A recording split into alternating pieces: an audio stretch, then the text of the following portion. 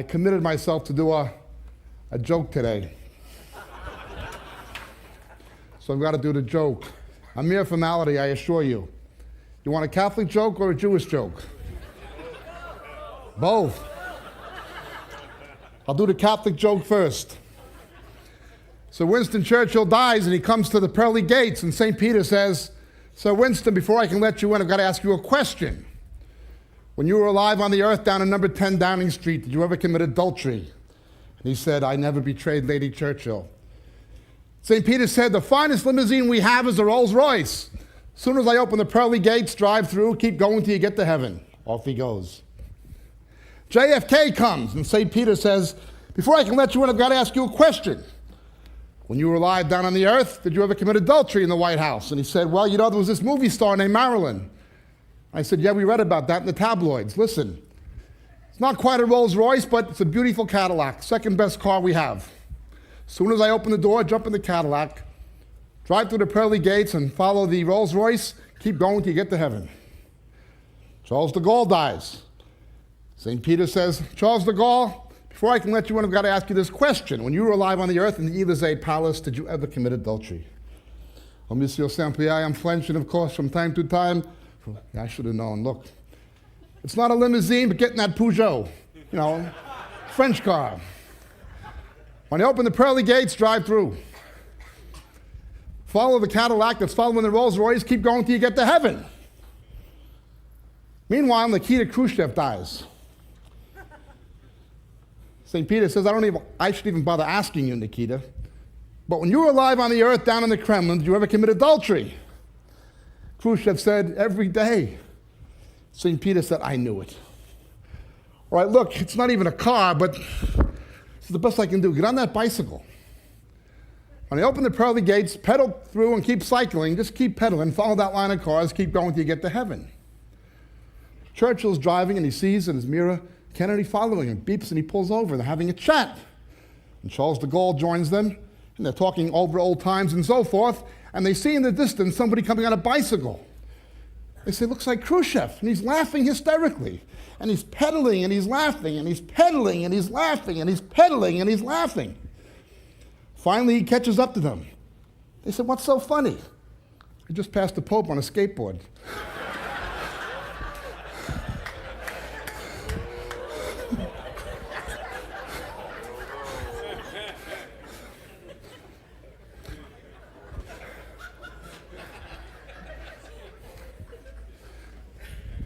You know about the priest and the rabbi who lived next door to each other in Brooklyn?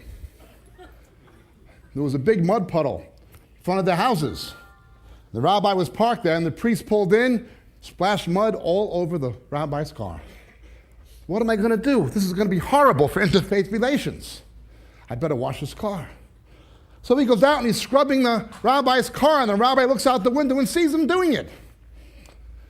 Half hour later, the priest hears a strange, terrible grinding noise. And he looks out the window, and a rabbi is attacking the fender of his car with an electric buzzsaw. The priest runs out and says, "What are you doing, Rabbi?" "You baptized my car, I'm circumcising yours."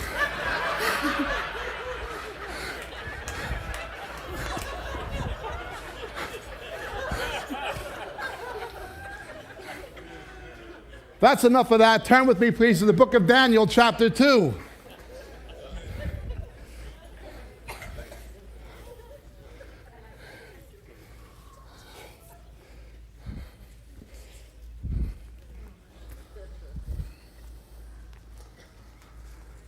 Commencing, please, in verse 40. "Then there will be a fourth kingdom, as strong as iron. Inasmuch as iron crushes and shatters all things, so the iron that breaks in pieces, it will crush and break all these in pieces. In that you saw the feet and toes, partially of potter's clay and partially of iron, it'll be a divided kingdom, but it will have in it the toughness of iron, inasmuch as you saw the iron mixed with common clay. And as the toes of the feet were partially of iron and partially of pottery, so some of the kingdom will be strong and some brittle. And in that you saw the iron mixed with common clay, they will combine with one another in the seed of men, but they will not adhere to one another, even as iron does not combine with pottery. And in the days of those kings, the King of heaven will set up a kingdom, which will never be destroyed, and that kingdom will not be left for another people. It will crush and put an end to all these kingdoms. But it will itself endure forever, inasmuch as you saw that a stone was cut out of the mountain without hands, and that it crushed the iron and the clay, the silver, the gold. The great God has made known to the king what things would happen in the future. The iron and the clay. I recall when I was first saved, and I must agree with what the previous speakers have said. When I was first saved, the talk was the late great Planet Earth and other such books.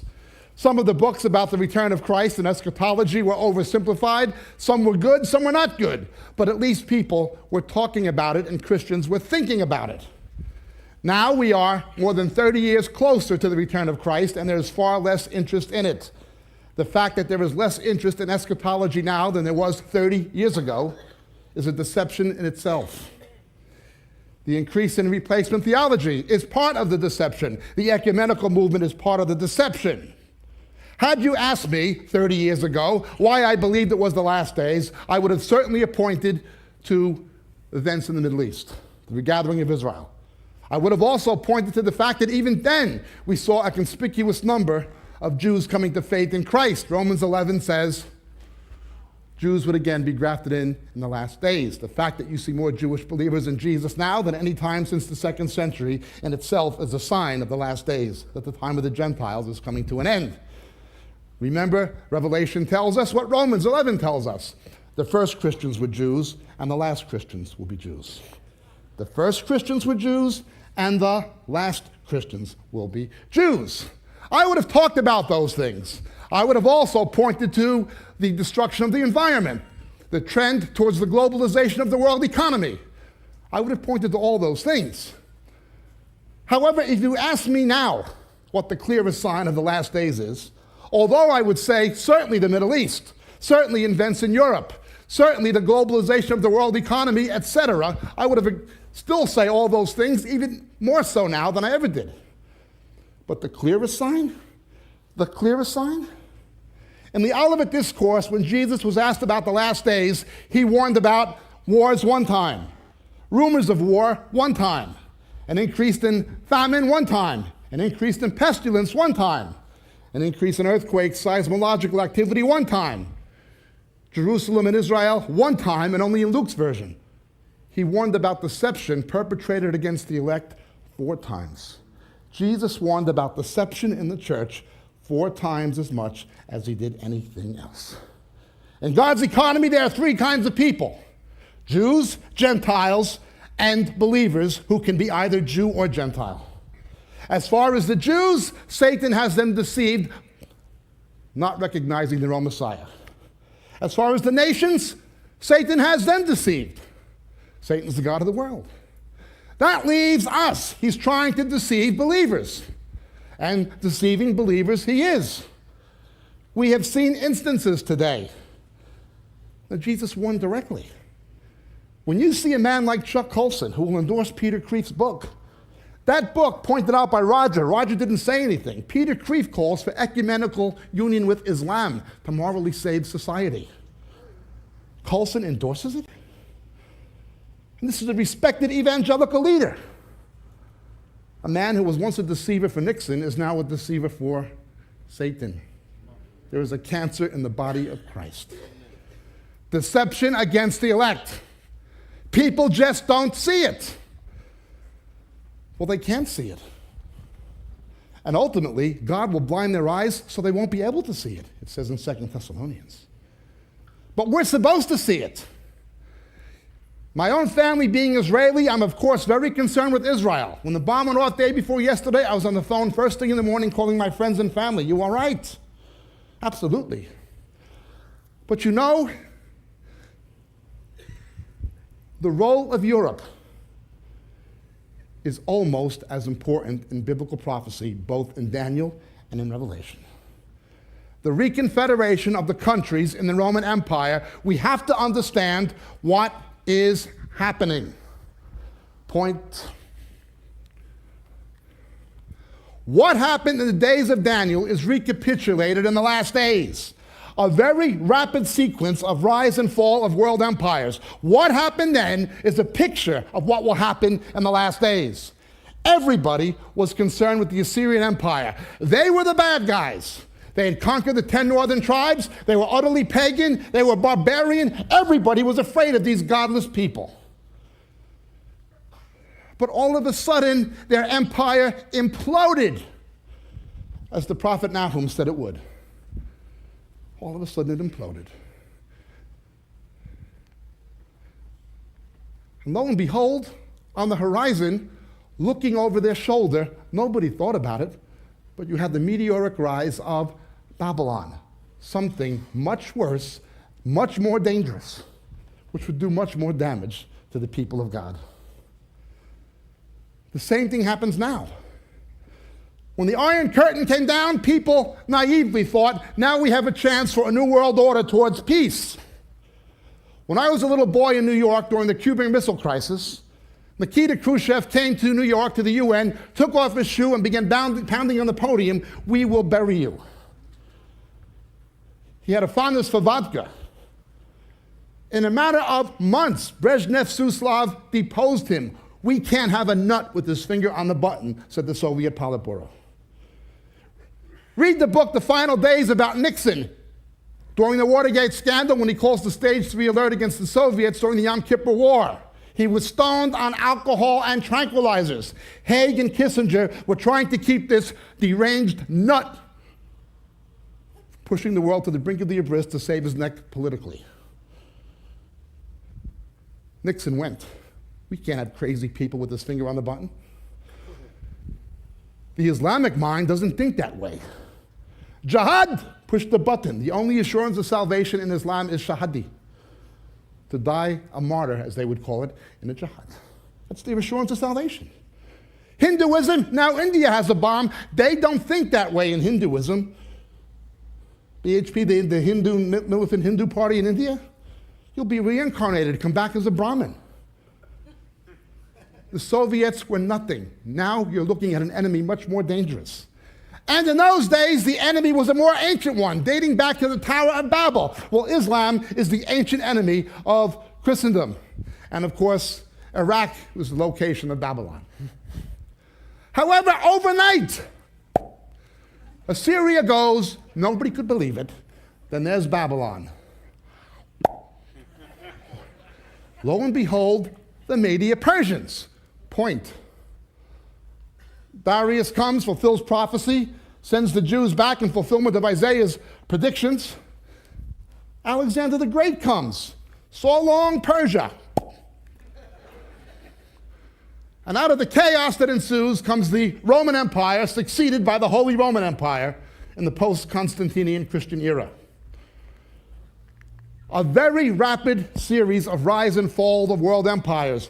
That's what Daniel's day was like. The last days are the same. I live in Great Britain where my grandparents were from. If you told my grandparents the sun would set every 24 hours on the British Empire, it would have seemed ridiculous. Well, Britannia no longer rules the waves. Now it sets every 24 hours. French Empire went the same way. If you grew up in my generation under the Cold War, you remember Vietnam and the Cuban Missile Crisis. If you had said in the 1960s or the 1970s that the Soviet Union would implode, that the Berlin Wall would come down, that communism would self-destruct, it would have seemed absurd. There it goes. Okay. British Empire, French Empire, Soviet Empire. Then you have the post-World War II miracle economies. Japan is the new economic dynamo of Asia. I was in Japan last 2 years ago. It wasn't what it was 5 years ago. 4 recessions in 10 years. China is the rising star of economic dynamism in Asia. Germany. The reunification of Germany was achieved mainly by America and Britain. What was a political success, military success, an economic disaster. Germany is no longer the economic dynamo of the European Union. However, in those days, and Daniel, in the middle of all this chaos and rapid change, you had Zionism. The Jews going back to the land under Darius the Mede and under Cyrus, as prophesied by Isaiah. And so the last days are the same. The Jews go back in the midst of all these radical political changes. Doesn't matter who sees it or who doesn't, God sees it. But the Daniel tells us the conflict would ultimately come to the kings of the north and the kings of the south. In his day, it had to do with Mark Antony, Cleopatra, the conflict where Rome took over the Middle East and North Africa. Even before the Iron Curtain came down, it was obvious that the future conflict in the world would not be an east-west scenario between the capitalist world and the communist world, but between the north and south, the developed world and the developing world, and more importantly, the ancient enemy, Islam, and the developed world. The war in the Falklands was the first North-South war. The war in the Gulf was the second. Now we've had the third.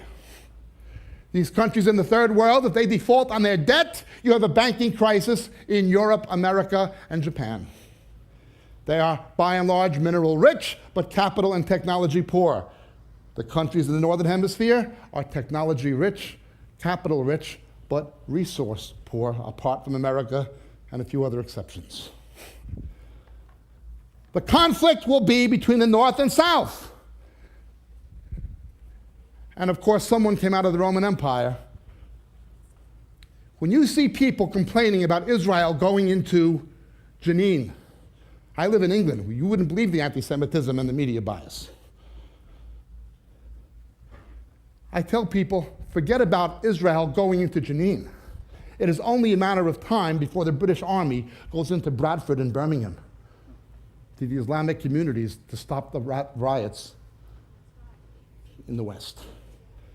After September 11th, for 1 year, the Bush administration continued the express visa program, importing Saudi Arabians easily into America with no proper security clearance. If what was done after September 11th had been what was done after the battleship Maine sunk in Havana Harbor in the Spanish-American War, war would have been declared on Saudi Arabia the next day. Mexican border is permeable. Even a Hispanic can't always tell the difference between an Arab and a Hispanic. But no. Forget about deportation of immigrants from Islamic countries. I'm not talking about Americans. I'm talking about people with green cards and student visas. Bush won't do anything. Won't do anything. Not only that, but to this day, the Saudi Arabian government is financing madrasas all across the United States, but will not allow one church to be built in Saudi Arabia. Bush knows it. The Saudis hung a 15-year-old boy not long ago for becoming a Christian, while Bush's father said, the Saudis are our friends. Well, somebody who hangs a boy at 15 for putting his faith in Jesus might be a friend of Bush, but he's no friend of mine and he's no friend of America. I agree with my friend and brother Bill Koenig. Pray for Mr. Bush. I pray for George Bush every day. I don't trust him, I don't like him, I don't respect him. I think his family are a brood of political prostitutes owned by international oil, and I think his administration, you can trust him as far as you can spit, but I pray for them every day. If he's not influenced by our prayers, he'll be influenced by big oil. Big oil own and operate his administration. We're being left at risk so as not to offend the Saudis. Oh, he has no problem leaning on Israel. You can build a fence to save jobs across the Mexican border, but you can't build one to save lives in Israel. That's not a problem for him. Instead of standing up to the real dynamo of terror, which is the Wahhab of Saudi Arabia, and second the Iranians, he'll lean on Israel. Do not trust, respect, or believe that man, but pray for him. What happened in Daniel's day is what happens in the last days. Point. A rapid sequence. The British, the French, Soviets go. Point. Decline of post-war Germany, decline of post-war Japan, and then lo and behold, read Jeremiah 51. Everything from the dehydration of the marshes to the attack from the north, the Kurds, a replayed scenario. Islam will go. Point. The rebirth of the Holy Roman Empire, which was neither holy nor Roman, and it's not now. The EU was established by the Treaty of Rome as a common market. Zionism and a return to a north-south conflict. Islam has a long memory. They interpret what's happening now in light of the Crusades, in light of the Saracen invasions. It's part of the same struggle. Remember, if Israel did not exist, listen to our tapes on Israel, Islam, and prophecy. If Israel did not exist, you'd have the same problem. 55,000 dead Christians in the Philippines, 200,000 dead Christians in East Timor, 2.1 million dead Christians in Sudan. If Israel didn't exist, you'd have the same problem. The only thing Israel is guilty of is the thing that the Bush administration doesn't have the guts to do, stand up to Islam.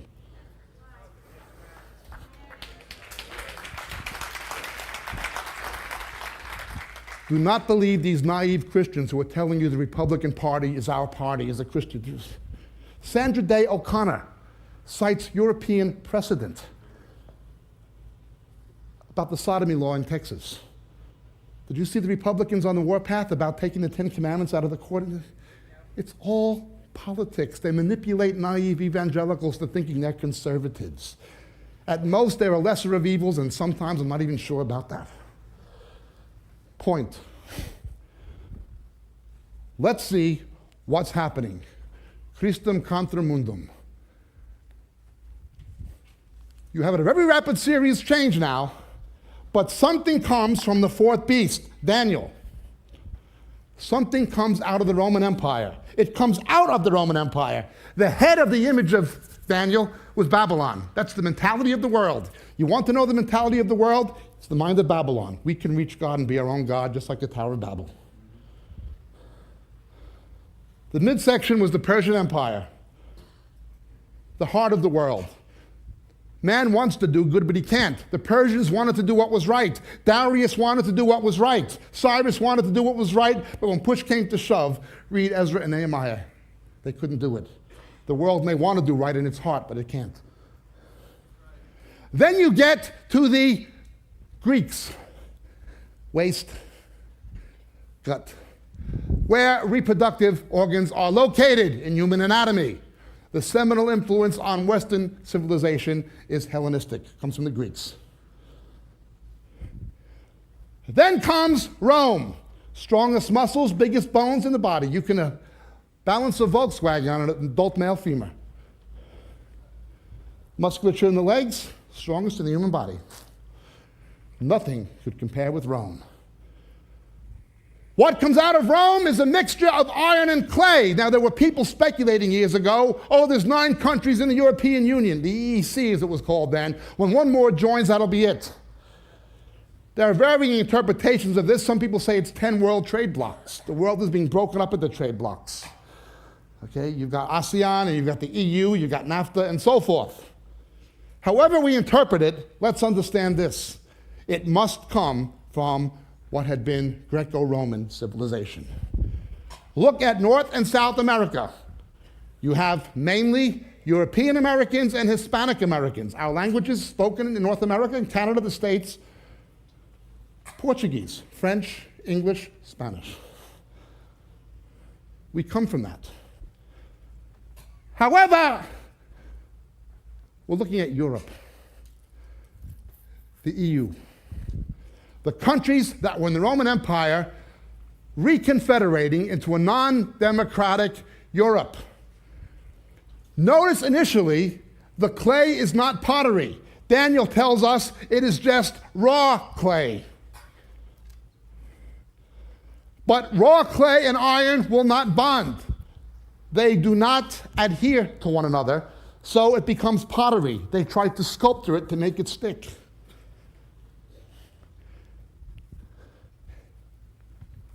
it becomes the mentality of the world versus the mind of Christ. You have an artificial multiculturalism. That is exactly what the Roman Empire did. It had an artificial multiculturalism. It was eclectic. They tried to incorporate all the cultures into Rome. They had no problem saying, you don't need to speak Latin, our language, we can use Greek. We'll take your gods and your religion into our pantheon. It was a political agenda facilitated by culture. It was an artificial multiculturalism. Pay attention. Jesus said, nation will rise against nation and kingdom against kingdom. Kingdom in Greek, basileia. Nation is in Greek ethnon. In Hebrew, malchut for kingdom. And nation is goy. Lo isa goy le goy herev. Nation shall not raise sword against nation. Nation will rise against nation and kingdom against kingdom. In other words, the political conflicts of the last days will involve race. Now, I don't mean simply black and white racial hatred of the American South or something like that, or apartheid of South Africa was. No. I go to Africa next month. The hatred you'd see in Rwanda between Hutus and Tutsis, or in South Africa, the hatred you would see between Zulus and Khorzas. Yugoslavia, the hatred you'd seen between Serbs and Croats, both white. If it wasn't skin color, it'd be something else. Racial tensions increase. Iron and clay do not adhere except in here, in the body of Christ. Here, it doesn't matter what you're born, it only matters if you're born again. The wall of partition is broken down. The only formula for unity is unity in Christ, because to us it doesn't matter what you're born, it only matters if you're born again. Iron and clay cannot adhere except in here. But the mentality of Babylon is build the tower. They have to try to make different peoples and cultures congeal the way Rome did. And they will go about it the same way pagan Rome tried it. Pagan Rome, sexual pluralism. Homosexuality and bisexuality were culturally endemic. They were normative expressions of sexuality. Today in San Francisco, California, they teach kids in the public schools that taxpayers pay for to read books. Danny's Two Daddies, Maria's Two Mummies, 6 and 7 years old. If anybody doesn't believe in Christian schools, they don't have their head examined. That's what it was like in Rome. That's what it's like now. The same scenario comes back. Also, a culture of violence. Entertainment. Violent entertainment was a distraction from the political, social, and economic crisis that plagued Rome continually. At one time, you could see a movie where if you saw a cowboy movie, a gunfight at OK Corral, the violence was there only as something derivative from a plot. Okay? The violence was derivative from a plot, a story. Now, Hollywood movies, the stories only exist so you can see people being blown up and shot. It's like the gladiators. It's a culture of violence, where violence is glorified. Now, the Bible deals with life for what it is. It deals with violence, but it never glorified it. Culture of violence is entertainment. Book of Proverbs warns about that. Point. An integration of science with superstition in the ancient world, and it came from the Greeks initially. In fact, it dated back to the Babylonians, but under the Greeks it blossomed and was formalized. In the ancient world, going back to Greco-Roman civilization with roots in Babylon, science and the occult were the same thing. Astrology and astronomy, the same thing. Magic and chemistry, the same thing. Healing arts, medical science, and folk medicine, the same thing.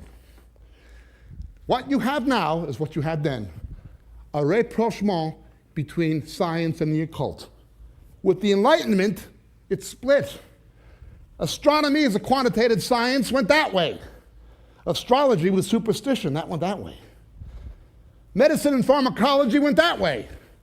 Folk medicine went that way. Chemistry and physics went that way. Alchemy and magic went that way. It split. Now you have a rapprochement between science and the occult. And you will see it in three fields particularly.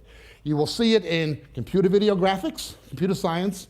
You will see it in particle physics and holistic medicine. Watch out. It will come to microbiology and genetics, where they'll be using cloning to facilitate reincarnation, or attempting to do that. A rapprochement between science and the occult, the same as you had in the Greco-Roman world. We deal with this on our tape just as it was in the days of Noah. Obsession with materialism and a permanently fixed underclass. For all this to go, the Romans had to keep an underclass. 25% of the population were slaves. I wish slavery in America ended with the Emancipation of Proclamation, but it did not. Just look what's happened to the black people of America. Black liberation and upward mobility always came from Christianity. Martin Luther King, the Southern Christian Leadership Conference. George Washington Carver was a Christian. Booker T. Washington was a Christian. The abolitionist movement in Britain and America were Christian. Now the black community, some have turned from Christ to crack. I was a cocaine addict at university, I know it. Others are turning to Islam radically. Forgetting the fact that the first countries to abolish slavery were Christian, the last ones to abolish it are Muslim, only they still have black slaves in much of Africa. Muslims own black slaves. Saudis buy, effectively, black slaves. In effect, that's what they are. Supposedly employment contracts made with the parents of little kids, but it's slavery. A fixed underclass today exists. Asians are relatively newcomers to America, but they're upwardly mobile. Hispanics are upwardly mobile and have now become the biggest minority in America, not black people. But you have affirmative action programs designed to keep the black man dependent on liberal politicians. They need a permanent underclass. They need to create a permanent underclass so the black people will not be upwardly mobile. Don't do what the Asians did. That's not the key to get ahead. Don't do it that way. Don't do what the Hispanics did. Don't do what the Jews did. Vote for us. We'll take care of you. Well, it hasn't worked and it's not going to work. But they have to keep a permanent underclass, otherwise people like Hillary Clinton can't get elected. Otherwise, Jesse Jackson would have to go out and get an honest job.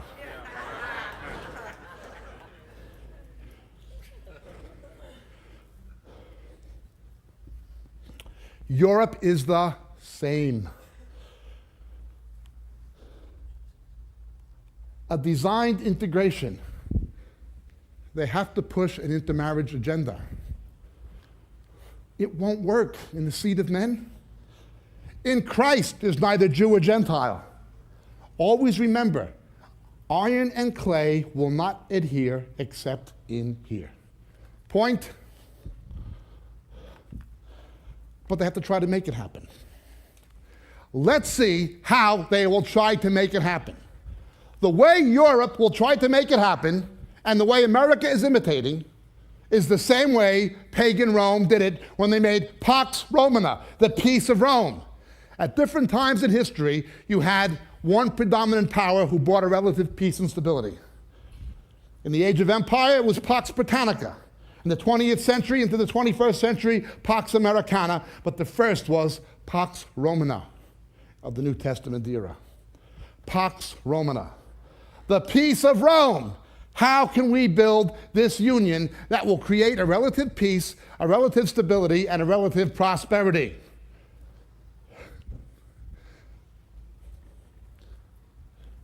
The first thing they needed was a common market.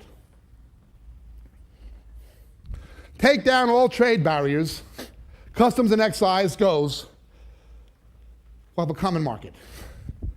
You wind up exporting jobs, creating instability at home, doesn't matter. We have to have free trade.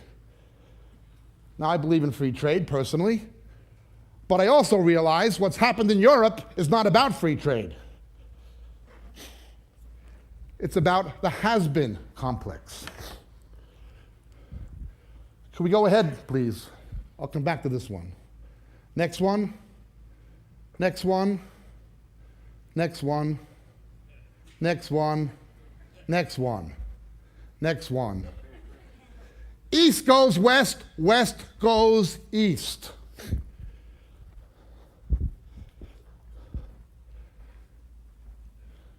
Eastern Europe, whoops, take it back, please. Eastern Europe had an unelected socialist bureaucracy. That was the Soviet Empire. What was rejected by Eastern Europe has now come west. Europe is effectively being ruled more and more by an unelected socialist bureaucracy in Brussels. They're socialists.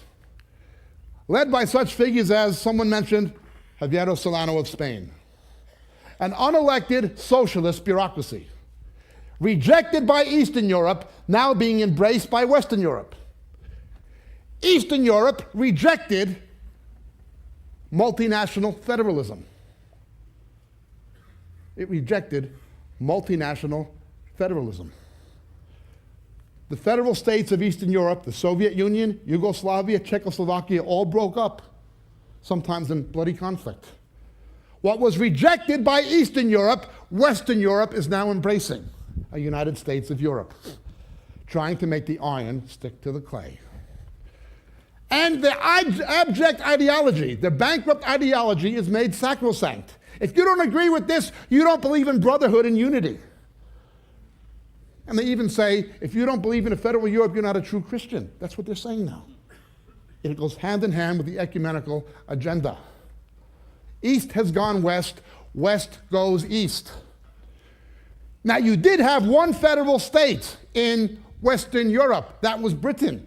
But it's also breaking up in Britain. Now, Scotland, Northern Ireland, and Wales have their own parliaments. We'll come back to that in a moment. Could we go back, please, to where we were? Pax Romana, a common market. Second, a common currency, the euro. There is not a lot of difference in market value between the euro and the US dollar. The Fed and the Bush administration has let the dollar weaken greatly. It hasn't really helped exports all that much, except the export of American jobs abroad, but that's what they've done. Once the euro and the US dollar achieve parity, or achieve parity by international agreement, you will effectively have a one world currency. The British pound, the Swiss franc, Japanese yen won't matter. If 1 US dollar equals 1 euro, you'll have a one world currency. Everything else will have to follow suit. There's already IMUs, international monetary units, used to denominate certain kinds of instruments by the World Bank and by the IMF. A common infrastructural standard. No more British standards or French standards. That plug and what you put into the wall in that outlet, you have to have the same one in Italy that you can use in Britain. And the one you use in Britain has to fit also in Denmark. We have to integrate the infrastructure. That is exactly what Rome did with their roads, their postal network, their postal rates. You need an integrated common infrastructure. Again, they're trying to imitate the United States, they think, but they're really imitating Rome. You need a lingua franca. Why do they need Britain in Europe? First of all, because Germany's bankrupt and they need the British economy. It's the most healthy left in Europe. But they need the English language. I've spoken English in Badening, China, not Shanghai and Beijing, I mean out in the middle of nowhere. I was crossing a bridge on the Zambezi River in the middle of Black Africa. Nobody but me and the crocodiles. I see a little kid, a little black kid, just me, him, and the baboons. And the kid asked me, "Where are you from?" in English. And I said, "England." And he begins telling me the name of all the Manchester United football soccer players in England. It's out in the middle of nowhere. Out in the middle of nowhere. Why do you think it is that people in Britain, Australia, and America don't speak foreign languages too often? And my family is an exception. We do, but most families don't. Why? Everybody had to learn our language. English-speaking people have dominated the world economically and politically for 300 years. The lingua franca. Then it was Greek, now it is English. Point. Pax Romana was achieved by pseudo-democracy and subsidiarity. Subsidiarity, you can make local decisions, but the Parliament of Europe is merely a consultative body. It has no real congressional or parliamentary power. That is exactly what happened to the Senate of Rome, a pseudo-democratic institution. The real decisions in Europe are made on back of closed doors by unelected bureaucrats nobody voted for and can't remove, similar to the US Supreme Court.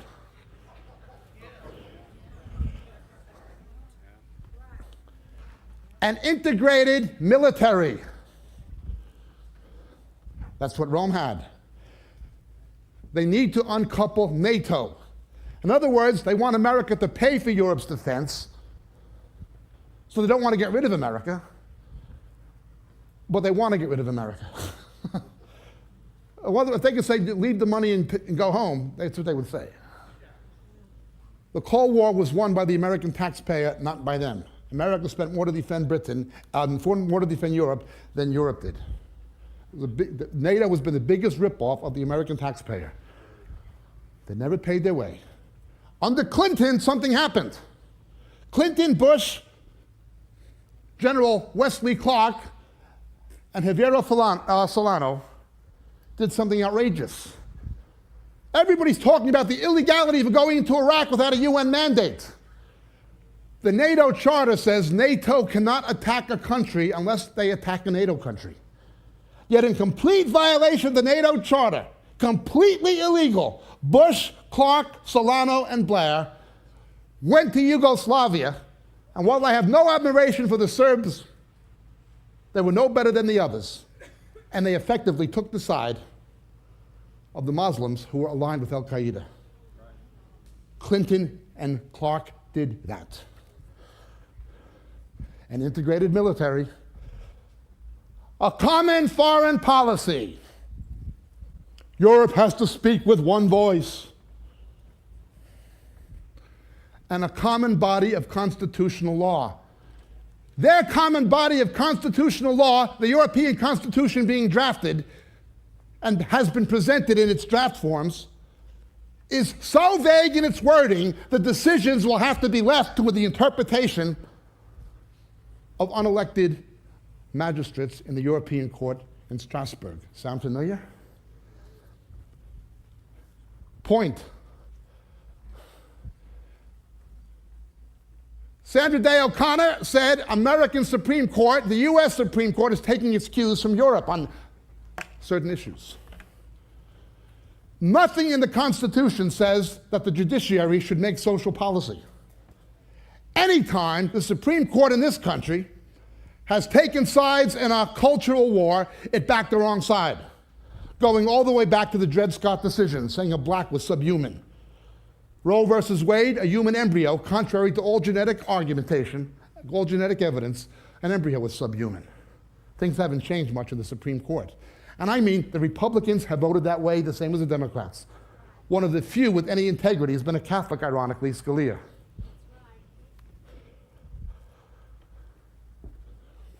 And so the courts will decide. Well, wait a minute. Congress shall not make any law concerning religion. We were not to have an Erastianism in America, a religion of the state like you had in Europe. That's all that meant. Anyone reading the Declaration of Independence or the Constitution and its preamble would know that the men who wrote it were theists. They believe in God. Going back to the tradition of the Puritans, the first Constitution in America was the Fundamental Orders of Connecticut. What did it mean? We have to be governed by men who are governed by biblical principles, Judeo-Christian principles. To interpret the law in its context, we hold these truths to be self-evident that all men are endowed by their Creator. That is the premise of American democracy. How can anybody in their right mind say, that means you can't talk about God? When the preamble of the foundation document is based on the presupposition there is one. We are going into judicio-fascism. The American Supreme Court is a judicio-fascist institution, and it is copying it from Europe.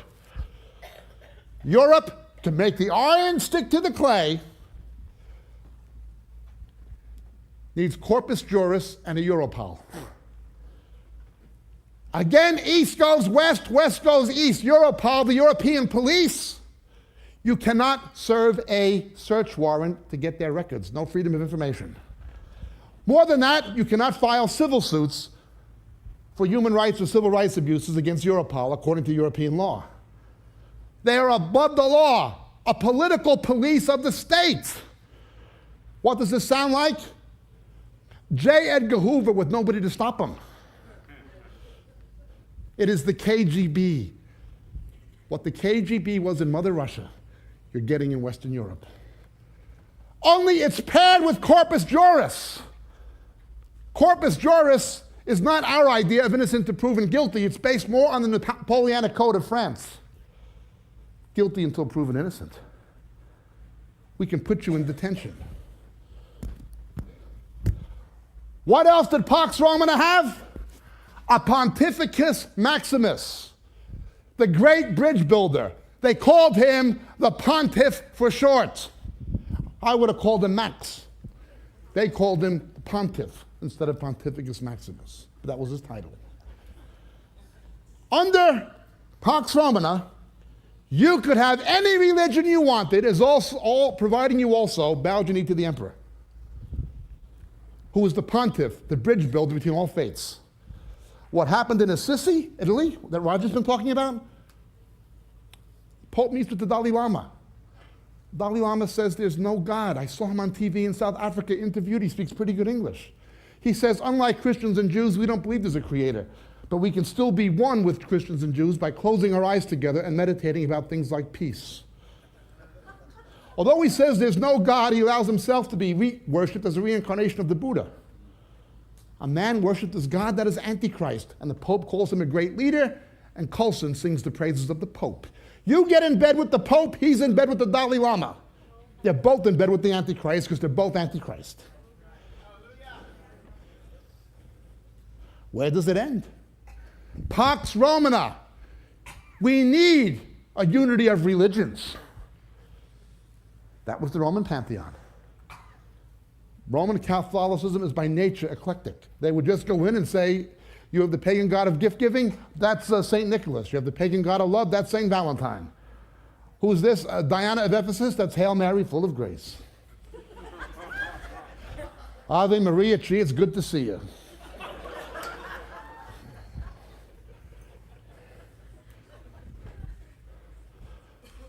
They need a cultural pluralism. But ultimately, they will need to facilitate that cultural pluralism a Caesar, and they will get one. Because they must make the iron adhere to the clay. Let me explain why. Point. In Europe, you have the has-been complex. The has-been complex. France knows the language of the new economy is English on the internet.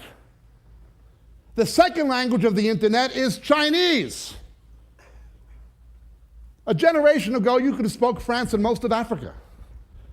Now everybody wants to know English. They have an inferiority complex. They know the Anglo-American Axis won World War I, they know the Anglo-American Alliance won World War II, and they know the Anglo-American Alliance won the Cold War and went to the moon and dominate the new economy in biogenetic engineering and information technology. There a has-been. Germany was the cultural capital of Europe. It is a has-been. There has-beens. So the philosophy of Europe is this. If all the has-beens get together and pool our resources, we can be a somebody again. Britain was the exception. Britain, because of its special relationship with the United States, still had power and influence. Although it was playing second fiddle to its American cousin, at least it was still in the orchestra. Look at Iraq. The French don't like it. If we go into Iraq, France will complain. Who cares? Germany doesn't like it. Who cares? What did the British think? Why? Iron does not stick to clay, but iron sticks to iron. Australia, America, Britain, don't think of NATO. The real cornerstone of international military alliance is the National Security Administration in Fort Meade, Maryland, aligned with British GCHQ, satellite intelligence gathering. That is much more important than NATO. You don't hear it talked about much, but it's much more important. Much more. America can survive without NATO. It cannot survive without GCHQ. It cannot survive without Pine Bluffs, Australia, or Cheltenham, England, or Menwith Hill, England, and vice versa. In Britain, you have New Labour and Old Labour. Old Labour are the old socialists. Blair is the New Labour. Why would Blair go against the Old Labour and against much of the public opinion of Britain and against the Islamic population of Britain and go in with Bush? It doesn't matter if it's a liberal or a Labour or conservative. Iron adheres to iron. Just think of the Falklands War, a huge Hispanic population in the United States. Except for Chile, every country in Latin America was pro-Argentinian. Big Hispanic vote in America. Why did America offend its neighbors and even alienate some of its own Hispanic population to back Britain? Iron sticks to iron. You can't change it. Countries that have always been antagonistic always will be. And countries that have always been friends will always tend towards that. It's anthropology? No, it's scripture. It's more than anthropology. But they have to make the iron and clay stick together. So how will they try to do it? How are they trying? Well, what are the obstacles? The first is biblical Protestantism. I live in England. Celts and Anglo-Saxons have never gotten along. They don't even like each other. You see the rivalries at the football games, the soccer games, rugby matches. They don't even like each other. But the reason Northern Ireland, Scotland, Wales, and England lined up was a common fear of the Pope. The reason Bonnie Prince Charles was defeated in the Battle of Culloden by the English is because the Scottish Presbyterians fought with the English against the Highlanders of Scotland because they didn't want a Catholic king. Biblical Protestantism was what made the United Kingdom united. Now that Europe is post-Christian, neo-pagan, now that Britain has lost sight of its biblical heritage, the United Kingdom is fragmenting. America is going the same way. The trends that happened in Britain 25 years ago are coming here now. Post-Christian, neo-pagan. Point. Nationalism. Well, we can deal with Protestantism with the ecumenical movement and with theological liberalism. But the next obstacle to a federal Europe is nationalism. We'll deal with this by subsidiarity, ecumenism, and a historical appeal to the Holy Roman legacy, plus a system of regionalization where your regional government will determine more what happens to you than the national government. It's a designed integration to try to make the iron and clay stick together, but it won't work. Pope John Paul II has stated he wants to see one Europe from the Urals to the Atlantic with one church. The nation state was born in the aftermath of the Reformation. And the Reformation was born out of the aftermath of the nation state. They both came when feudalism was replaced by capitalism, at the embryo of the Industrial Revolution that followed the Renaissance, when the printing press was invented and so forth. Before that, it was the Holy Roman Empire. The Pope could always stop the spread of the gospel then. He could persecute the Waldensians in Europe or the Bohemian brethren in Eastern Europe, or he could persecute the lowlords in Britain. He could always stop the evangelical Christians. But once the nation state was born, people said, I'm Scottish, I'm French, I'm German. The Pope no longer had the centralized control. Hence the Vatican wants what it once had before the Reformation. People like Luther and Zwingli, they only lived to tell about things that other people tried previously and were killed for. There were people like Jonas Hus, 100 years before Luther, and Wycliffe in England, hundreds of years before Luther, were trying to get back to the Bible, but the Pope could always stop it. Once the nation state was born, he couldn't, hence the nation state will go. Rome has its own reason for wanting, back please, Rome has its own reason for wanting a federal Europe. But a federal Europe has its own reason for wanting the ecumenical movement. What is it? Think of Europe. What does somebody in Ireland, somebody in Spain, somebody in Poland, and somebody in Austria have in common? It's certainly not cuisine. It's certainly not language. It's certainly not culture. What is the only thing somebody in Ireland, somebody in Poland, somebody in Austria, and somebody in Spain has in common? In nomine Patri, cum Filio, cum Spiritus Sancto. That's it. You understand? It's a political agenda. They need the ecumenical Europe to reintegrate Europe. It serves the interest of the Vatican to extend its tentacles theocratically, and it serves the interest of the Europeans, Euro-federalists, to abolish the nation state in its present form. Next obstacle was Fortress Britannia. Britain always opposed it. Other people tried to, could we put that back please? Other people tried to federalize Europe. Napoleon tried to resurrect the Roman Empire. He was opposed by Britain. Mussolini tried to resurrect the Roman Empire. He was opposed by Britain. We've got to stop Britain. Protestant Britain has always been the obstacle. So now, there has to be an abolition or diminution of the monarchy.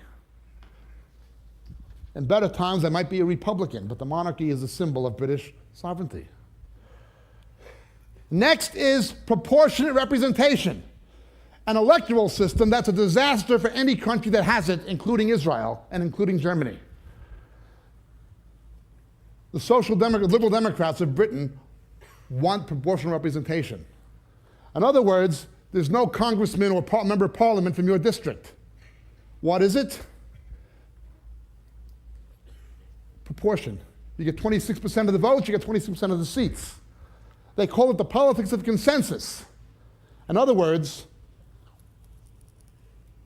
decisions on how the country is run is made by politicians in back of closed doors. You want my 5 seats or my 16 seats in the parliament? You give me this, this, this, and this. They call it the politics of consensus. It effectively abolishes democracy in the sense of a popular mandate from the electorate. It doesn't work in Germany. It's made a mess of Israel. And that's what they want in Britain and in Europe. Then they must destroy the special relationship with the USA. That is how Britain continued to have power and influence in the post-war era. They're saying for Britain to be great again, it has to leave America and its Commonwealth and come in full communion with Europe, with the other has-beens. A breakup of the Union facilitated by a post-Christian culture and resurgent tribalism. And again, you see the tribalism in the soccer games like you wouldn't believe. Point. Objection to forfeiture of democratic rights. How are we going to stop people from agreeing to give up their rights? The same reason when you go to the airport in Phoenix, you have to take your shoes off and show up an hour and a half early than you used to. We can't offend the Muslims anymore.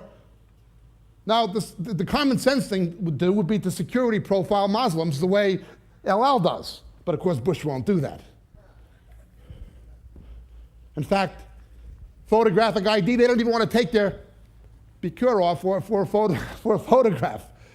It's because of them we have a terror threat, but no, you can't have my photograph. This is against my religion. I have a right to. That's what they're saying now. I know what I would do.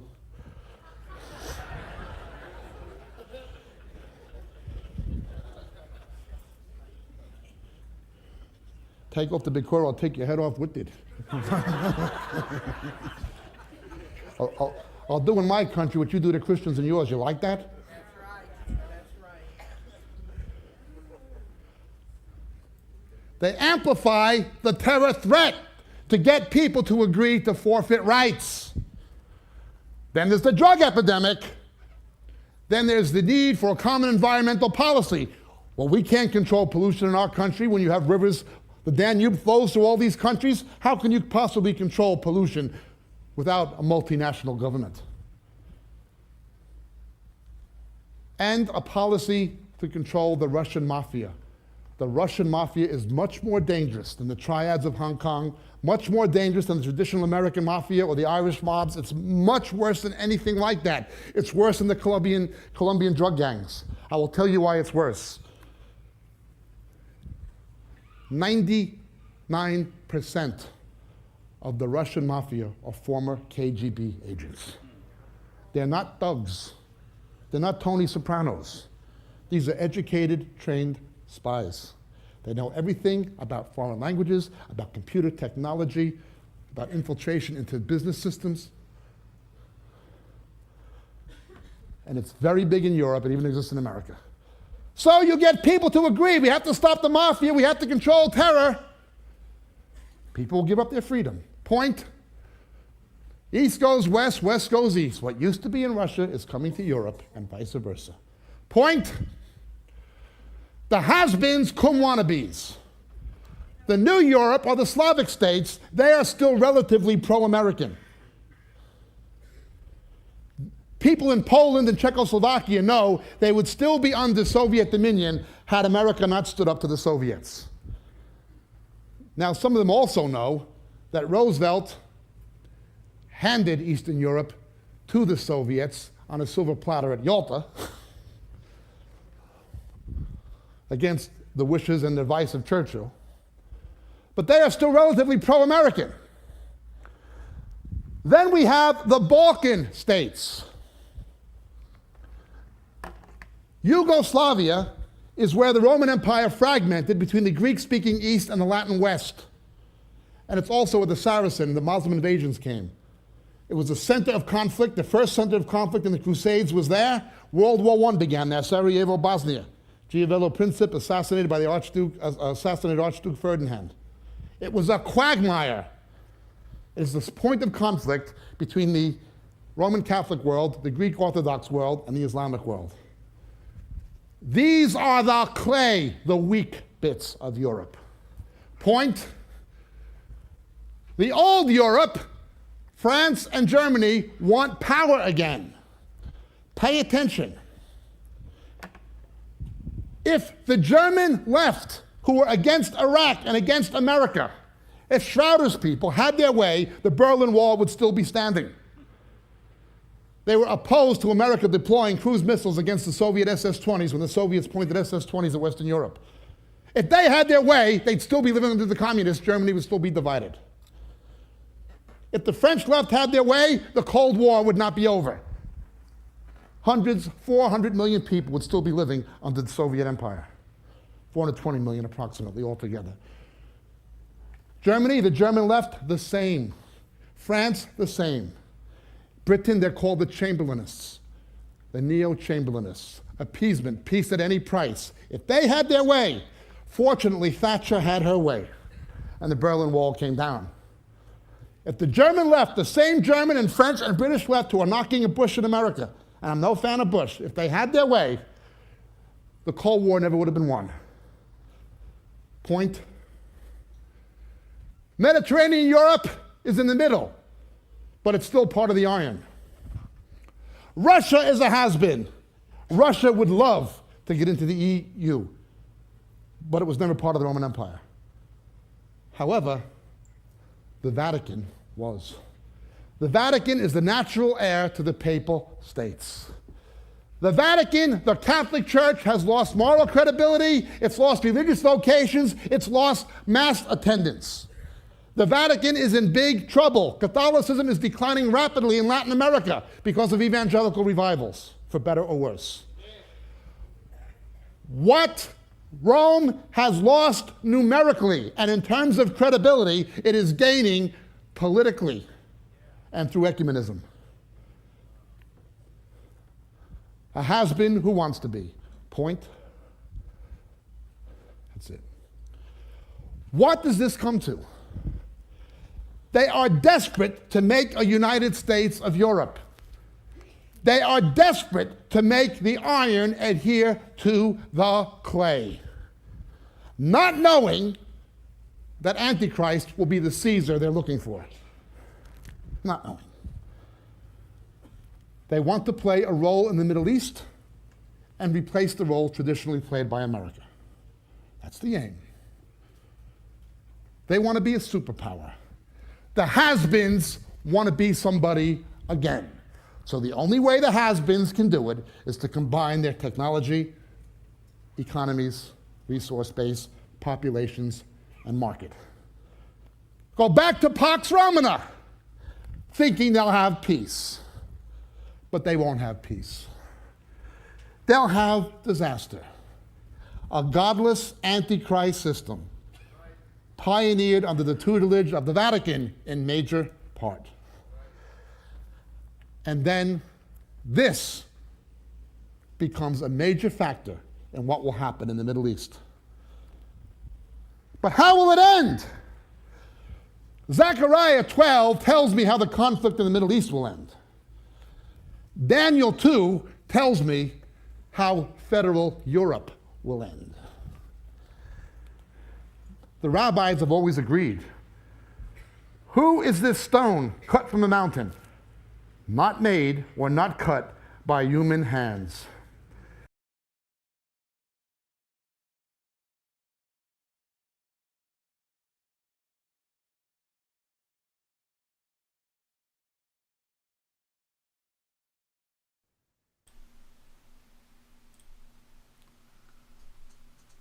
Good afternoon, everyone. Good morning, good evening, wherever you may be. Welcome to another Catching Up with Jacob. I just would like to start the show with thanking you for your prayers for Pastor Marco. He has been in our prayers and our thoughts, and your continued prayer would be greatly received. And we just would like to let you guys know that he will be back next week, hopefully. Can't promise anything. I can't promise tomorrow. But the plan is that we hope to have him back, so we're very, very happy, and I am very, very ecstatic to have him back, actually, because that means I don't have to do this anymore. But nevertheless, we're here, we're ready, and we have Jacob Prash with us. Jacob, how are you doing? Blessings of Jesus. I am doing well considering the circumstances. Of course, I'm distressed about what's happened to Charlie Kirk and various other things. Nonetheless, the Lord is still in control. Amen. And absolutely, Amen. solemn time. Pierre, we have you this afternoon here in LA. How are you doing, my brother? Yes, greetings everyone. Good to be again with you guys, Jay, and looking forward to this. Thank you so much for coming on. Davey, down in Australia, how are you doing, my brother? Yeah, doing pretty good, thanks. Yeah, better now I've got my coffee. I should have made 2 cups, but that's all right. I'll work with one. And Elon, you're going to stay with us a little bit. Make some comments on... For a while, yeah. Great. Good to have you. I'll throw a few words in here and there. That'd be great. Well, let's get started. First off, do you have any announcements, Jacob, for upcoming events? Yes, I'm due to be speaking at the Crossway Christian Fellowship, a Moriel-affiliated fellowship, in Bournemouth on the 27th of September, I believe. The time, I think, is at 10:30 a.m. It's listed on the Moriel itinerary page. You can just Google Moriel itinerary. It'll give you the location, and it will give you the time. That's this month. Next month, we have Recording in progress. Next month, we have a conference in Scotland in Gartmore House. There are only a few places left. You can contact Mark Gillen who's the organizer for Moriel in Scotland. It's at Gartmore House in the Stirling Forest area, north of Strathclyde, north of Glasgow area, not far from Loch Lomond. Some places are there. I'll be joined by Pastor Chris Bruff. After that, I'm due to be in Newton Abbey, Northern Ireland, Belfast, Northern Ireland, Donegal in the Republic of Ireland, and Boyle in County Roscommon in the Republic of Ireland. And then we have the England conference, Moriel England conference at Yarnborough, where we have a host of speakers. Unfortunately, that is completely booked out. We have all the rooms they could allow us. There's no more accommodation. There's no way we can book anybody further in England. There are some places left in Scotland. So that is essentially what is happening. I will not be there next month, but there is a Moriel mini conference taking place in Tennessee in the United States next month. Again, I won't be there. I may communicate with it via social media, or live stream, because I'll be obviously doing conferences on this side of the Atlantic. Nonetheless, those are the announcements that we have. Great. Thank you so much, Jacob. David, can you talk to a little bit about the USBs? How are they coming along, and where are they available? Yep. Well, yeah, the USBs have been going like hotcakes, really. So you pick up one while you can. You can get them either by emailing me at Davy, D-A-V-Y, rosengreen@gmail.com. You can email David Passmore at Moriel Ministries UK. I think it's at gmail.com. I'd have to check that last bit. But yeah, through Moriel UK, you can buy them there. You can also get a download link if you prefer a download link.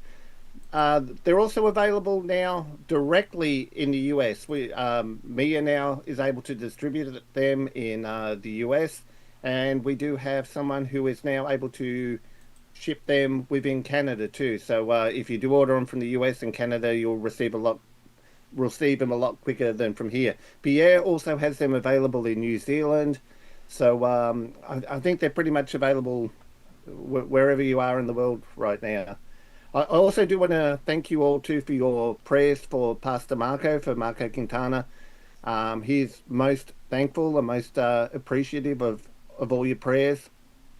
Please continue to keep him in prayer, though, and we just pray too that the Lord strengthens him and that he'll be back with us very soon. Thank you, Davey. And I just wanted to remind everyone that if you wanted to check out some of the Bible teachings, whether it be Jacob's, Sandy's, or Marco's, you can find all of that on Moriel Chapel, also Moriel TV on Twitter. And then finally, I want to remind everyone, if you wanted to download these lessons for later viewing, whether you're on the road, whether you're traveling where you don't have internet, you can download our podcasts from various platforms, whether it be Spotify, whether it be Apple.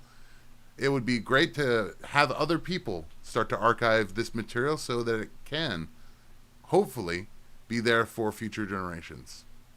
Anyway, that concludes my spiel. It's so good to have you, and let's get caught up. I'm going to start with this. Charlie Kirk's ministry, I don't want to overstep the bounds that he was not an ordained minister, but he did have a ministry and a message that was very valuable to us. Kirk founded Turning Points, aimed at mobilizing youth towards conservative values and free markets in the most unconservative places. My question to you, Jacob, how dangerous was Kirk's ministry perceived to be to the left? Very dangerous. First of all, I would confine the term ministry to his Christian pro-life position and his Christian position on traditional marriage and things of that nature. I would draw a distinction between his political conservatism and his activism in the areas of biblical morality. I would be careful to draw that distinction. His turning points were more political even though there was a Judeo-Christian influence in it. He was a danger to the left because he could argue coherently, cogently, and persuasively and reason with young people who, again, were being misled and who were being continually bombarded with a virtual avalanche of presuppositional bias. He would talk to them reasonably. And he was a very gracious person. In his argumentation, he was non-confrontational. He was engaging. He just had a natural ability to do that. You couldn't say it was not a debate, but it was not a conflicting debate. He would take a debate and present it more as a back and forth discussion. So he was an effective communicator. He was only 31. He was a young person. So he was closer to the age of these people. But he realized something that we all realize. There is an openness, not only to political conservatism, but to theism and to belief in God among Generation Z. Something has happened in America and is happening in other Western countries, but most particularly in the United States, that he was very much aware of and tuned into, probably more than anybody else in terms of his activities in this new way.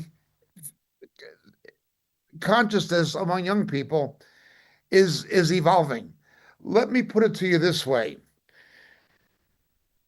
The left is right and the right is left. Traditionally, it was liberals who were against McCarthyism, the Russian conspiracy theories of Joe McCarthy and Roy Cohn. Now, the liberals are the McCarthyists. Trump is a Russian collusion. They're the McCarthyists, okay? Traditionally, the left was anti-states' rights, okay? That was the thing, going back to the Civil War and slavery. The left was anti-states' rights.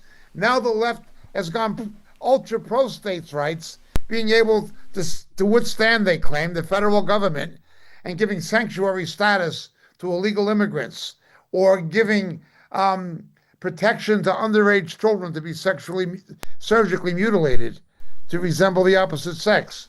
So now what used to be a right-wing position of state rights is now the domain of the left. Yeah. The left was traditionally against segregation. Now they are themselves segregationists. They have, they're literally places where there's only for black students on campuses. Now that was something that the left had always been against. Now they're pushing it. Black space, no white toxicity, and all this kind of stuff. What used to be considered a right-wing position is now the left-wing position. Beginning with the baby boomers, and in the post-Watergate era, the post-civil rights era, and the post-Vietnam War protest era, things moved progressively to the left, beginning with the boomers and Generation X and things like this, and the millennials. They have become the predominant establishment that controlled the media, that controlled mainstream thought and controlled academic institutions. The left has taken these over. So now the left is the political establishment. The left is the media establishment. The old left of the 1960s were against the oligarchs. They were against the corporate aristocracy. When I was a hippie and a left-wing activist in my own youth, we were against the Rockefellers. We were against the DuPonts. We were against corporate America, okay?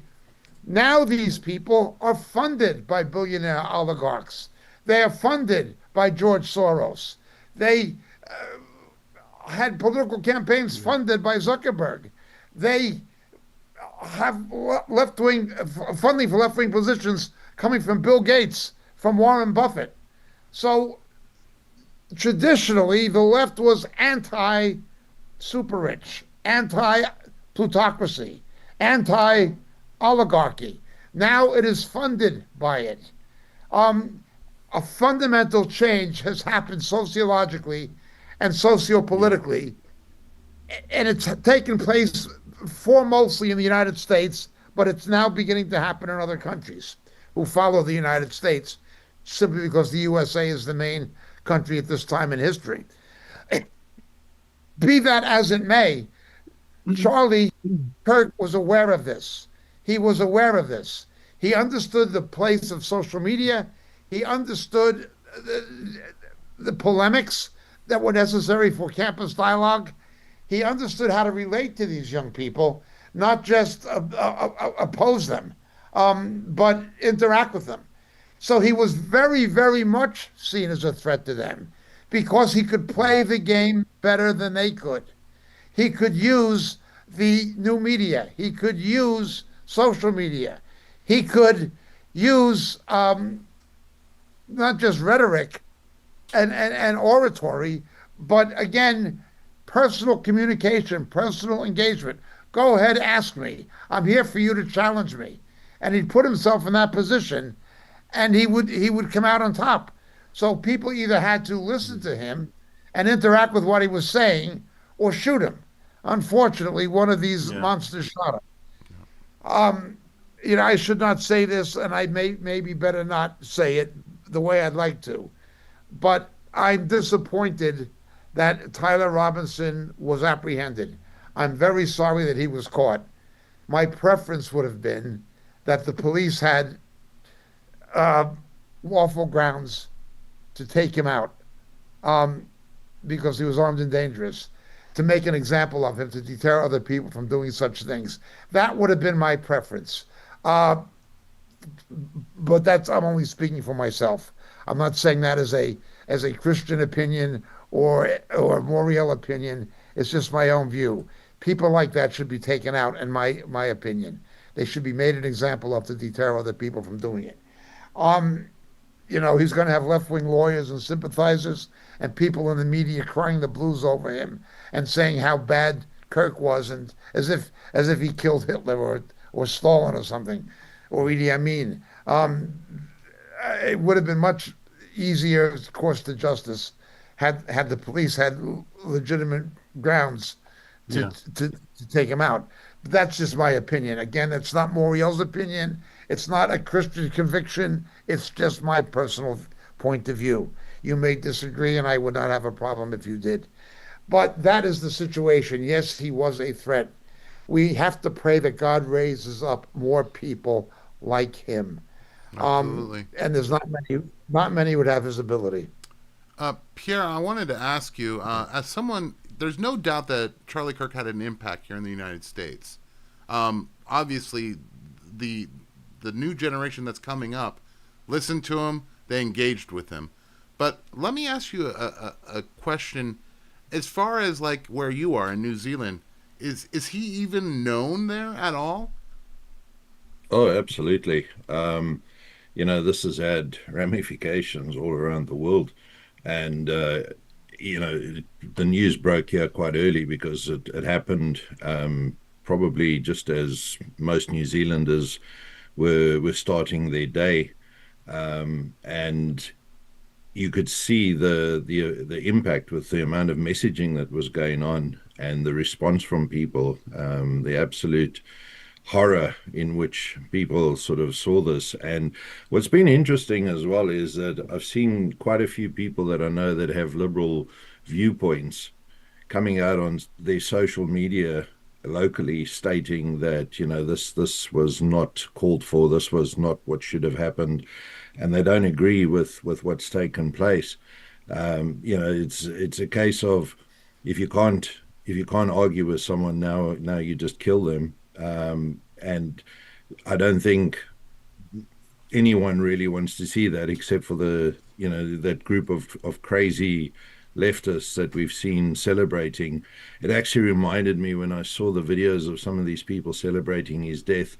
It was no different to the way the Palestinians celebrate when they hear that Jewish people have been killed. It's they're of the same spirit. Yes. So it has had quite an impact over here. Interestingly enough, our deputy PM who's acting actually wanted to acknowledge Charlie Kirk in Parliament, and our Labour and Greens parties were trying to oppose it. But he had his moment. There was a video of him actually making a statement about, the use of free speech and why it should be a reminder to everyone how dangerous it is when we can't debate anymore. And I've seen even in places like South Africa, the impact has been quite dramatic over what's happened. And we spoke earlier about how this could be a real impact in what happens next in the world. You almost get the sense that, people can no longer be fence sitters. You kind of got to choose a side now. So it's going to be interesting to see what happens in the coming days. I guess I'll ask you since you're in Israel. Elon, same question. Was he well known, or is he now well known? Before do you wrestle with the same think divide? He was, Go ahead. well, there was he knew Bibi and some other senior Israeli figures, so he was certainly known by figures within the government, and also in the Israeli media. If people watch the Israel Report, there were people praising him very highly as a real friend of Israel. So I don't know how much he was known among the general populace, but he was certainly known at the top, and he was very highly regarded. So I don't think he was absent from the Israeli scene in terms of people. I think were aware of him, but maybe not all of the population, but obviously some were significant people. So and he was appreciated very much. Davey, I'm going to go to you because you are in Australia, where I think you're seeing the crackdown on freedom of speech like nowhere else in Western democracies. Can democracy flourish or thrive, or even a republic thrive, where if you disagree with someone's thoughts, you have the ability to just walk up to them and execute them for bad thought? Davey, that was for you. Yes, yeah. No, I realize I'm just processing and figuring how to answer that. We've look. I think what the enemy intends for our harm, the Lord will use for good. I do think the Lord will bring good out of this. Here in Australia, it's kind of like, they just painted Charlie Kirk more as a Trump supporter and all the rest of it. They would kind of, like the media, they would minimize his faith aspect. But the young here,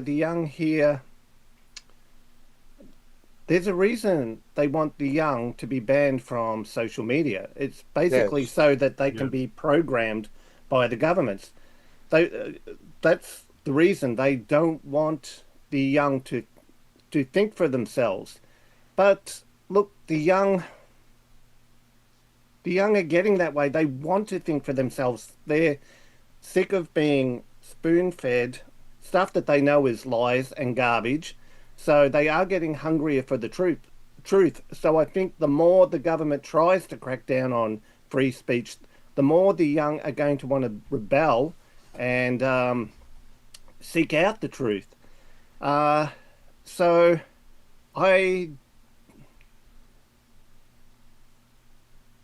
look, the restrictions on our freedom are coming here quicker than we can count. It's just kind of like the assaults on our freedoms. There's just about a new one every day lately. It's kind of like it's hard to keep up with them. But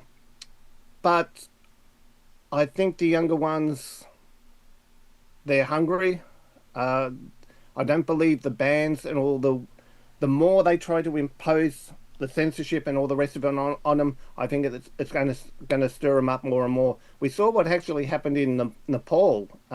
Yes. During the week, and I would not be surprised. I would not be surprised if something like that does happen, here or in the UK.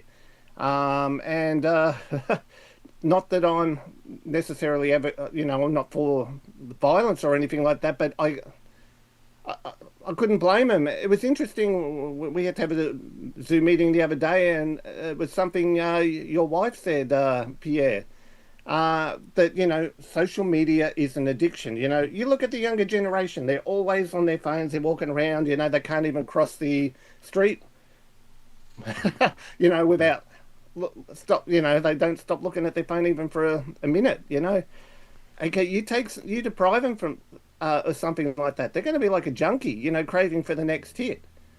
You can take away the guns, you can take away the machetes, they'll grab whatever they can, whether it be axes, chainsaws, you name it, they'll grab whatever they can. So, look, I think the thing with the Charlie Kirk that got to me the most was the response by our politicians. I saw it with the Democrats, I saw it with most nauseatingly, disgustingly, sickeningly, I think of all of them was probably the EU. The way they reacted.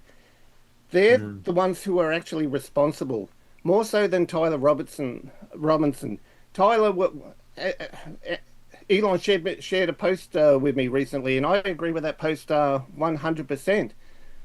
Tyler was basically, he's a product of the system. You're getting taught to hate. You're getting taught to hate by the media, by your politicians, by the education systems. Of course they're going to act like that. It's the politicians. The buck stops with them. It stops with the media and these politicians that are cheering it on, basically. The blood is on their hand, and they're equally as guilty as Tyler, who pulled the trigger. Dave, you're jumping a bit ahead, so I'm going to have to ask you a follow-up question as punishment. Sorry. Yep. On one side, you had students where he was active the most, which were on college campuses. On one side, you had students being taught gender fluidity, Marxist ideology, and on Kirk's side, you had unapologetic conservative argument, free markets, and also faith-based traditional roles of gender.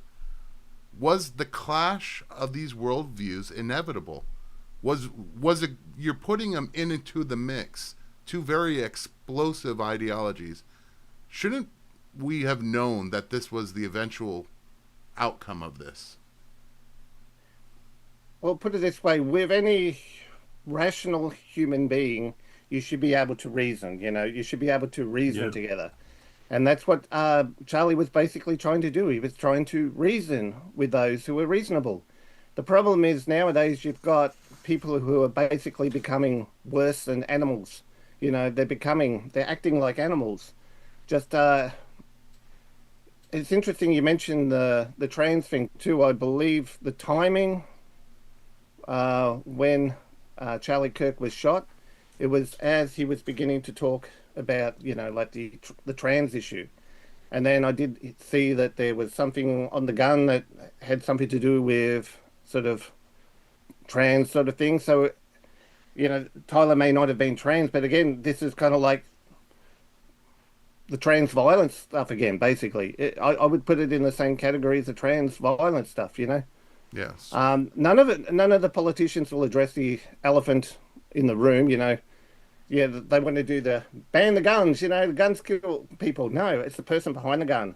It's the ideology of the person pulling the trigger that needs to be addressed. When they're not going to deal with the ideology, doesn't matter what, But look, I think Charlie Kirk did an awesome job with what he did. It's good that he was down to earth. He was there with the kids. He was on their level. He was willing to talk to them. He was willing to reason with them.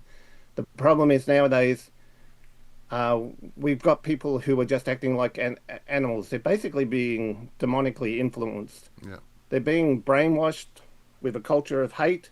They're taught to hate. You take away everything good from the kids, and you fill them with all that garbage, of course. Put hate in, hate's going to come out.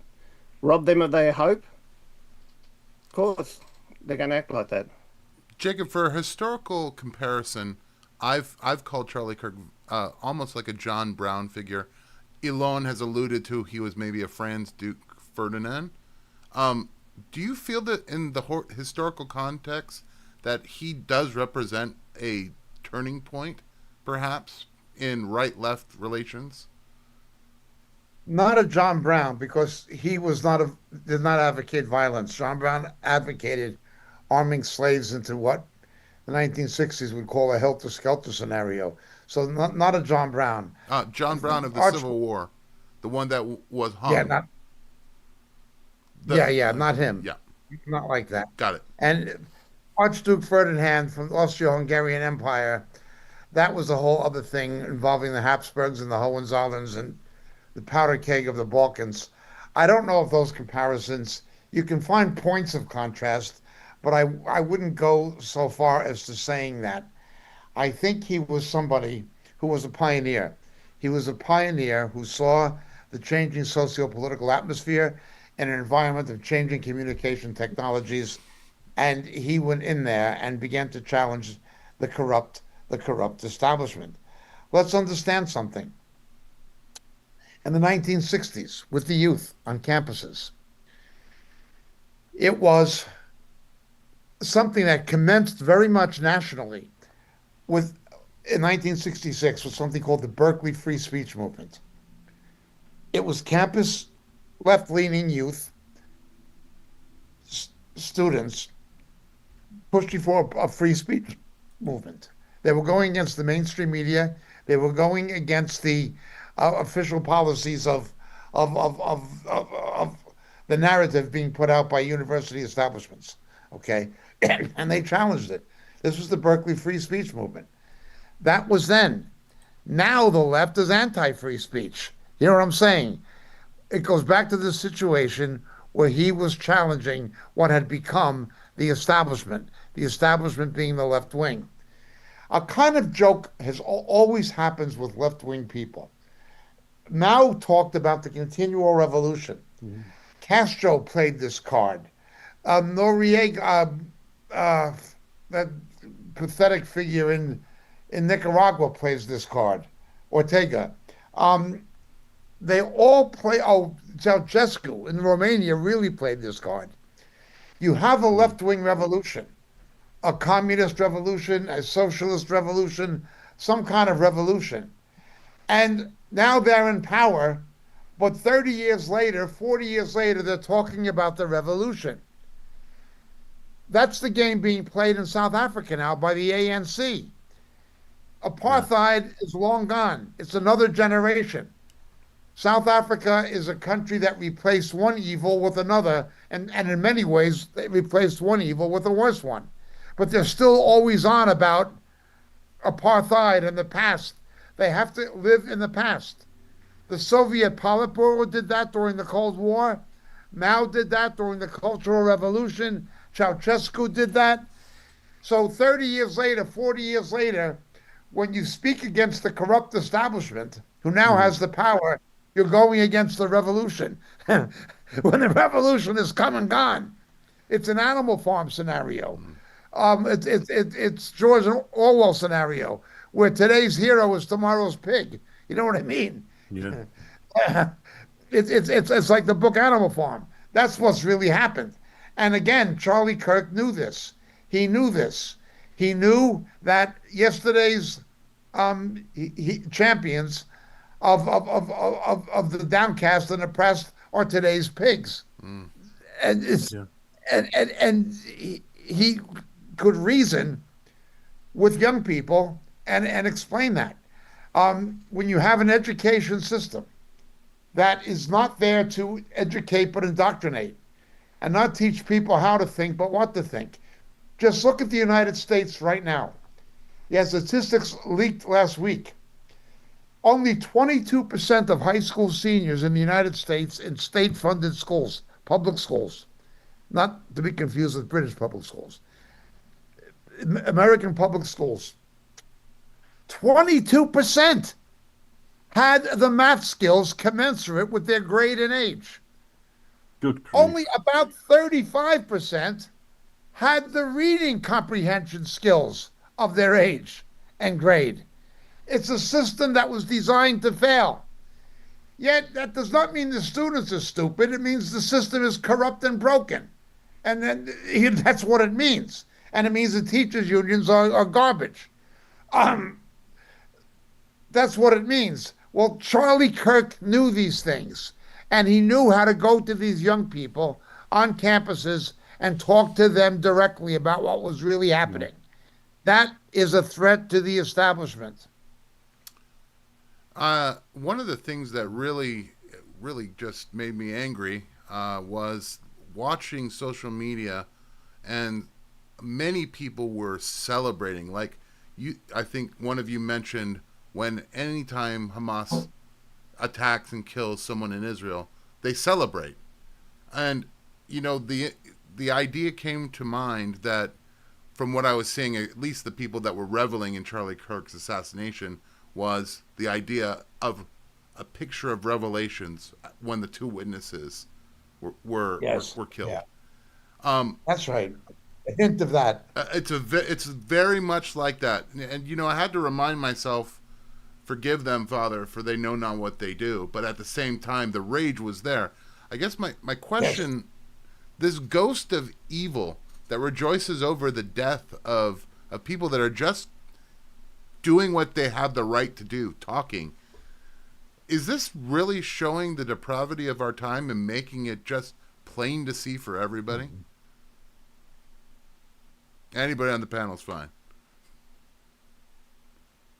It's kind of a reminiscent of what's come before, isn't it? I mean, you think about public executions in the past, and the desire for people to witness someone they don't like being destroyed, and it's that godlessness that exists, in places, and this is why when you see this happening, and you get that picture of what goes on in places like Gaza with the Palestinians, cheering and handing out sweets when they hear someone in Israel is being killed. It's pure demonic. You think about why did they hate Charlie Kirk so much? Well, the main reasons were, he told the truth, but more than that is he always put Jesus first. And he was targeting the youth to help them understand. And it wasn't just that he was targeting them, he was actually having an impact, as Jacob said. So he was actually starting to turn these people into sitting back and taking a look at their lives and having a different view of it. So when you look at this, the enemy targets the youngsters. We know that, and he's been getting them at younger ages. That's why we had all of the issues with kindergartens hosting drag queens, and to try and get into their minds from an early age and win them over. So when they see someone that is against that mainstream stuff that they're pushing getting killed, and you can understand that what the spirit that's in them is going to celebrate. It's going to behave like that. Their biggest issue is they don't know Jesus. They need to know Jesus. It's the only way that they will change. Yeah. What Pierre highlights about, obviously, Charlie's faith is something that should be in the forefront. He was a friend of Jack Hibbs, and he had been talking to Jack Hibbs, who I know, we all know. I did not myself know Charlie personally, but I knew people who knew him, and Jack Hibbs was among them. And he'd had a conversation with Jack Hibbs just before he was murdered, from Calvary Chapel, Chino Hills. His faith was central to his life. Pierre is absolutely correct. That is the one thing we can rejoice concerning. Now, I was heartbroken looking at his poor wife and his little kids, 1 year old, 3 years old, going to grow up without their father. It was just absolutely emotionally devastating and anger-provoking. But he is with Jesus. Thank God he knew the Lord. He was not just a someone I agreed with ideologically or politically. He was not just the figure who's noble of character. He was Christ-like of character. He knew Jesus. He was born again. He was saved. He was a brother in Christ. That is about the only solace or the only respite from the tragedy that I can find is that he's with the Lord, and we'll see him again, as will his family. Um, Pierre is absolutely right. His faith was foremost. This may be a bit of a wake up call too, hopefully to the pre-trib camp, to those who basically say that, we're not going to suffer, we're not going to go Yeah. through persecution, we're going to be out of here before any of that Yes. happens. I think that this should be a real wake up call. The realities here, persecution has come to the West. So I pray you're right, Davey. But having Yeah. talked to many of the pre-trib camp, their head is firmly in the sand for the most part. Yeah. Yep. Yes. A lot of the hatred directed towards him by the mainstream media and by the left against Charlie is the fact that he was a political ally of Donald Trump and instrumental in galvanizing certain sectors of the electorate in favor of Mr. Trump and in getting some of Mr. Trump's appointees through Congress. He played a role in doing that through his website. You have a situation where the Democratic Party used to fancy itself as the party of the working class and of the blue collar workers. But you find in Michigan and in Indiana and in Wisconsin and in these industrial states, Rust Belt states around the Great Lakes and so forth, those people have increasingly turned to Donald Trump. They've increasingly turned away Yeah. from the Democratic Party to Donald Trump. This is in parallel to what is happening in Britain with so many, not only from the Conservative Party, but the Labour Party turning to the Reformed Party with Nigel Farage and Mr. Lowe and so forth. So, but again, the epicenter was in America. This transition of power, or this exflux of power from the establishment to an alternative. And he played a role in the electoral strategy of getting Donald Trump reelected in 2024. And that in itself makes you, that puts a target on you in the, Yes, it does. in the eyes of the mainstream media. Yes, it does. And just to go along with what you're saying, we do know supposedly the identity the FBI has caught the identity of the person who took the target of Charlie. It's a man by the name of Tyler Robinson. He was not a student, but his radicalization and resentment towards Kirk grew in the recent years. Here's a question for you. Is this a case study showing that the radicalization of young men in America and how the ideology of loneliness and rage converge into violence, into anything that you don't agree with?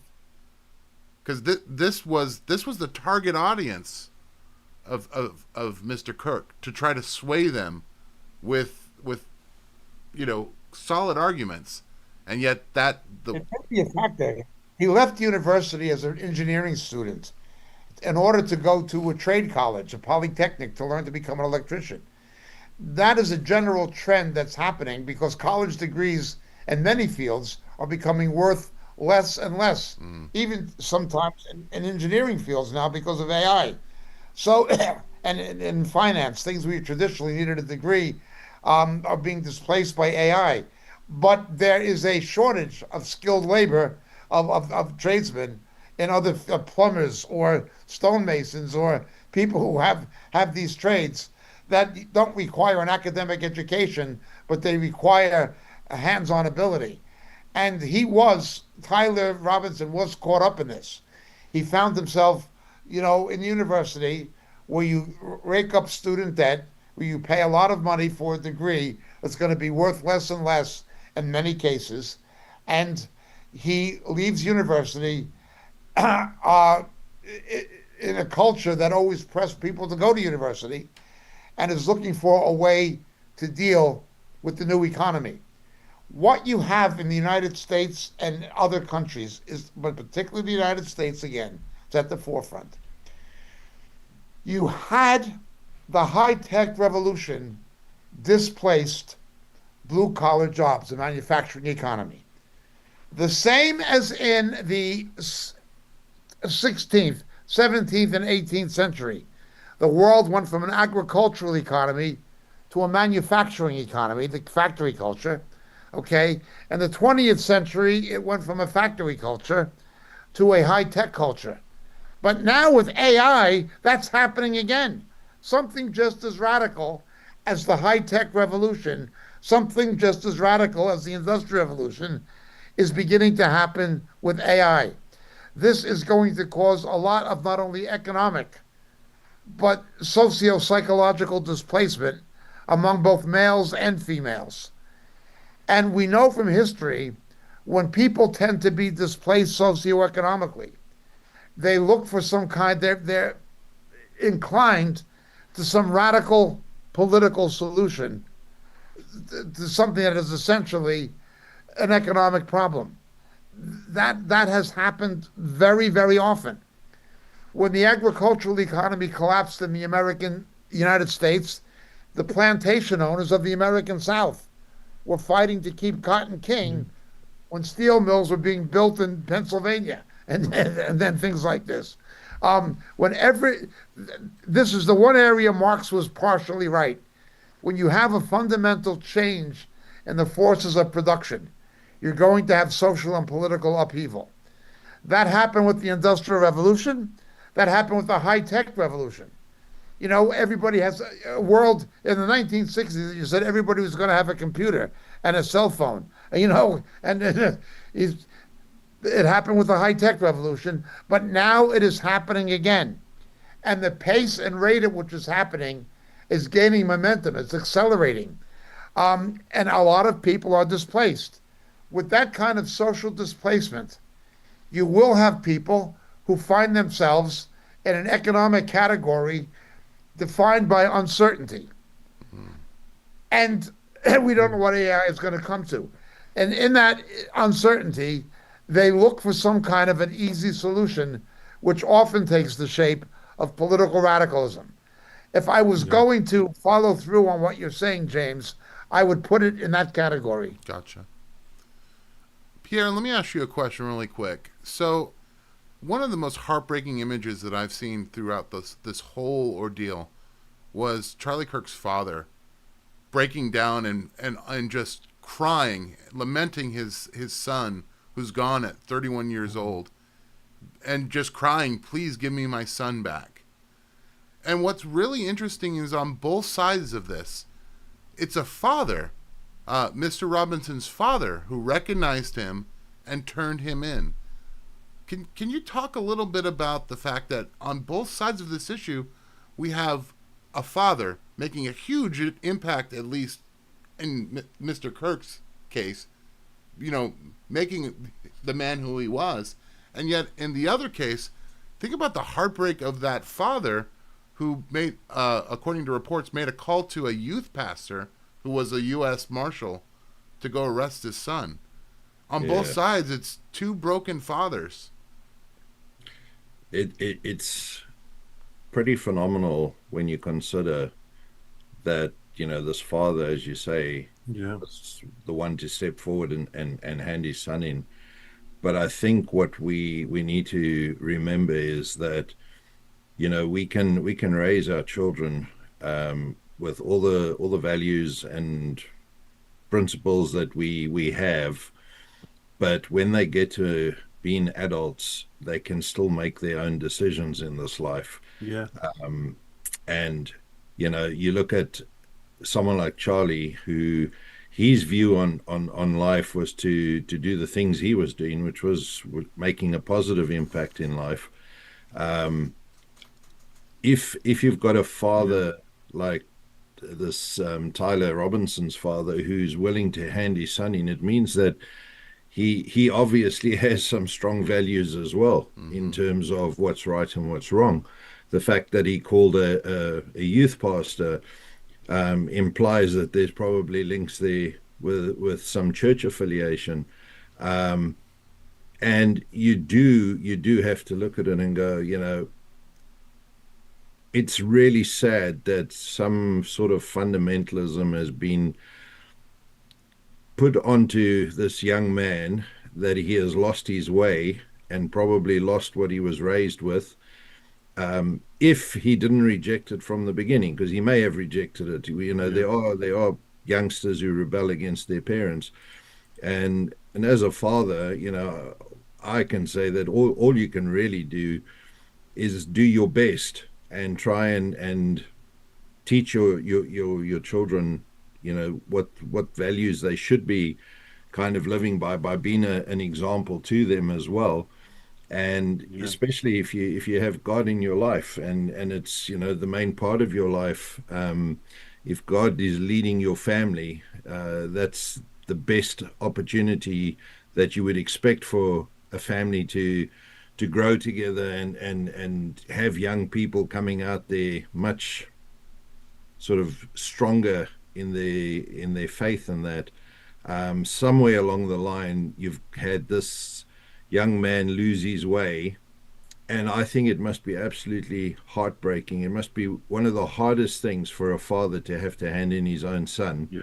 And you know, then you look at the flip side of that. He would have been looking at Charlie's father and seen a man who has lost his son, and the devastation of knowing that your son took someone else's son, you know, is just horrendous. So, you know, we need to be praying for his father as well, because their family will be going through some serious hurt. But it is a complicated one, and it does remind us, you know, that we all have free will, and unfortunately, you can do what you can do, but people do get waylaid in their lives.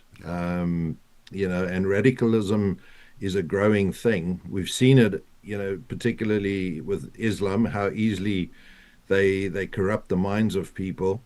And the left is no different. They are very radical, and you know, we've seen it with things like Black Lives Matter and some of the other movements that have been going on.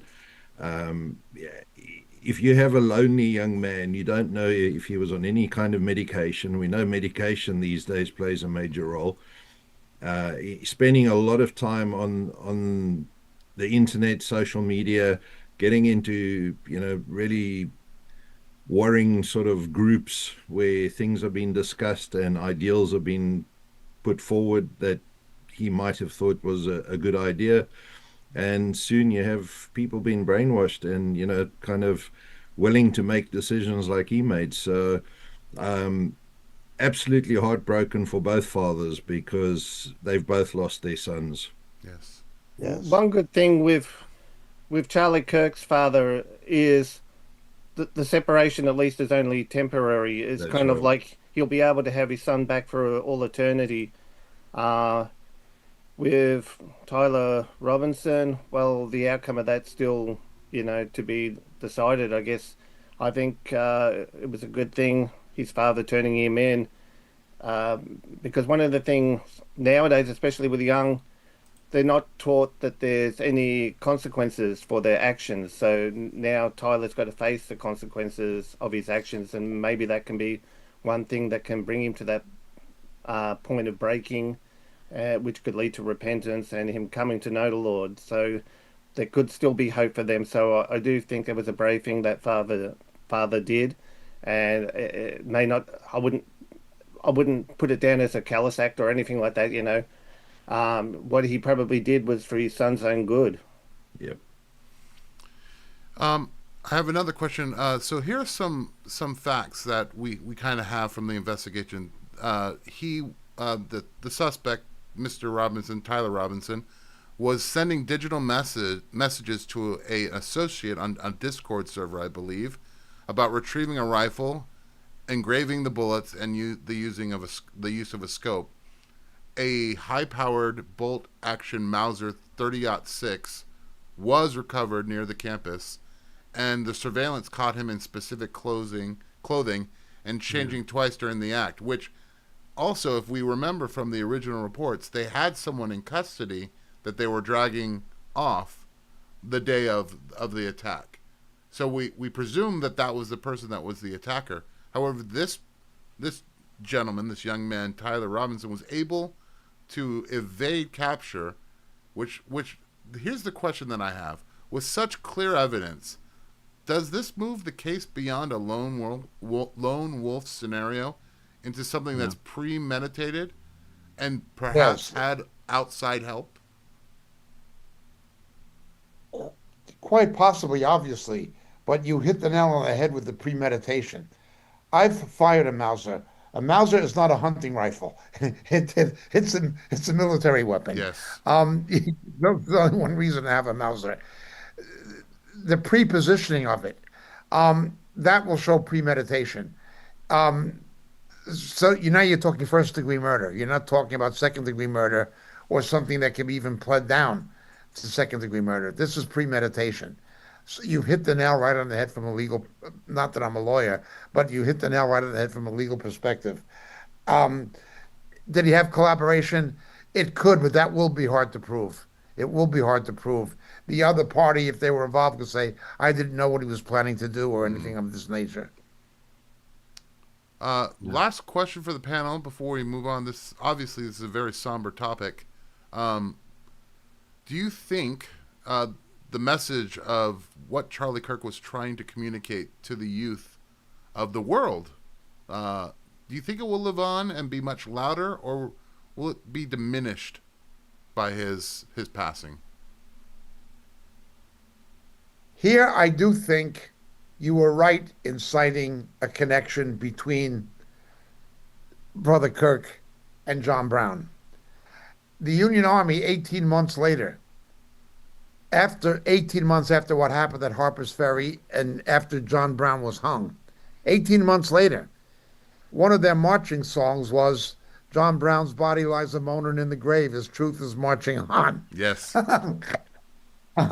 It became a theme song of abolitionism, and it became a morale boosting song of Union troops going to the South to put an end to slavery and so forth.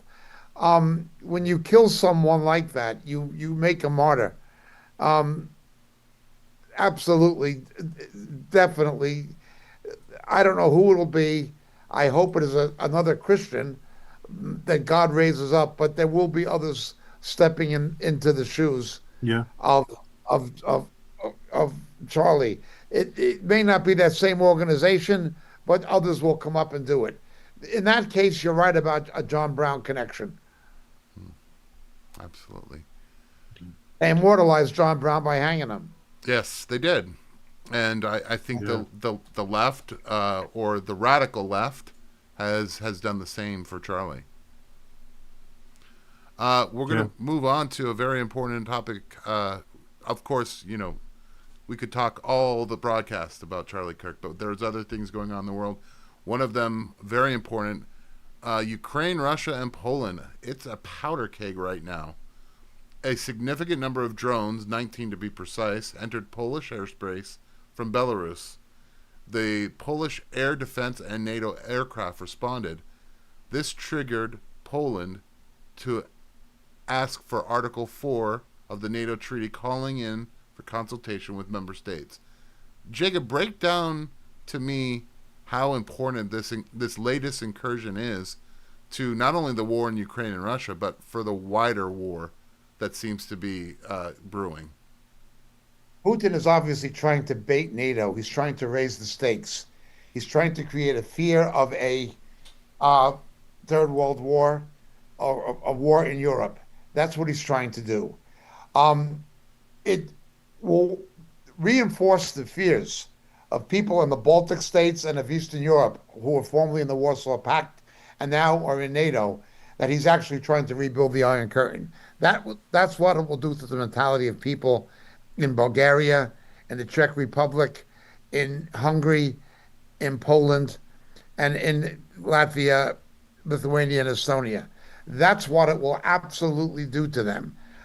This guy, might have begun with Armenia, and then he goes to Crimea. Now it's the Ukraine, and now he's going for Poland. It is definitely going to consolidate the thinking of people in Eastern Europe who came out from the back of the Iron Curtain to think that he's trying to rebuild it. His game of course, is to bait NATO and to create such a fear of this war expanding in this way that it gets out of control. That'll be an East-West conflict back to the Cold War, another Cuban Missile Crisis, that he can capitalize on it to try to save his own neck. Because Russia is in trouble domestically, it's in trouble politically, it's in major trouble economically, major trouble economically. The Russian people are beginning to feel it. They know the government's lying to them now. It's like the way it was during the Cold War. If you want the truth, listen to Radio Free Europe. Don't listen to Radio Moscow. They're going to lie to you. People in Russia are beginning to see that. Another thing is Kaliningrad. Kaliningrad is part of Russia, but it is geographically detached from Russia. It's next to Poland. Those people have had conscripts sent into Putin's Russian army. Putin does not want a lot of conscripts dying from Leningrad, St. Petersburg, or Moscow. He's taking people from other areas of Russia, including Kaliningrad, and they're beginning to talk about a separatist movement, independence. He's in trouble. He's in trouble domestically, politically, and economically. And he has to raise the stakes somehow. He has to force concessions from the West. He's trying to bait NATO. That's what he's doing. I would agree. Now, some of these comments from the leaders, starting with Poland, are very disturbing. And if he wanted to try to escalate it or threaten, it seems the threat was heard loud and clear, especially when you consider Poland's Prime Minister Donald Tusk said, Yes, closer to conflict, that this country is now closer to conflict than it's ever been since the Second World War. yes. Zelensky, also adding to it, stated that Russia is testing the limits of the NATO alliance and humiliating Poland. And then the United States responded for President Trump, what's with Russia trying to violate Poland's airspace with drones? Here we go. It's very interesting because I wish Christoph were here, because there's a huge, it's a garrison, 10,000 American soldiers, mostly special ops and NATO special forces are in Poland. So was this inevitable, Jacob, that we would have some kind of attack in Poland, considering that it is a staging point? The risk was always there. Remember, you had Dutch and Italian as well as Polish jet fighters that were scrambled to shoot down these drones. But some of the drones, they did not just hit eastern Poland along the border with Belarus.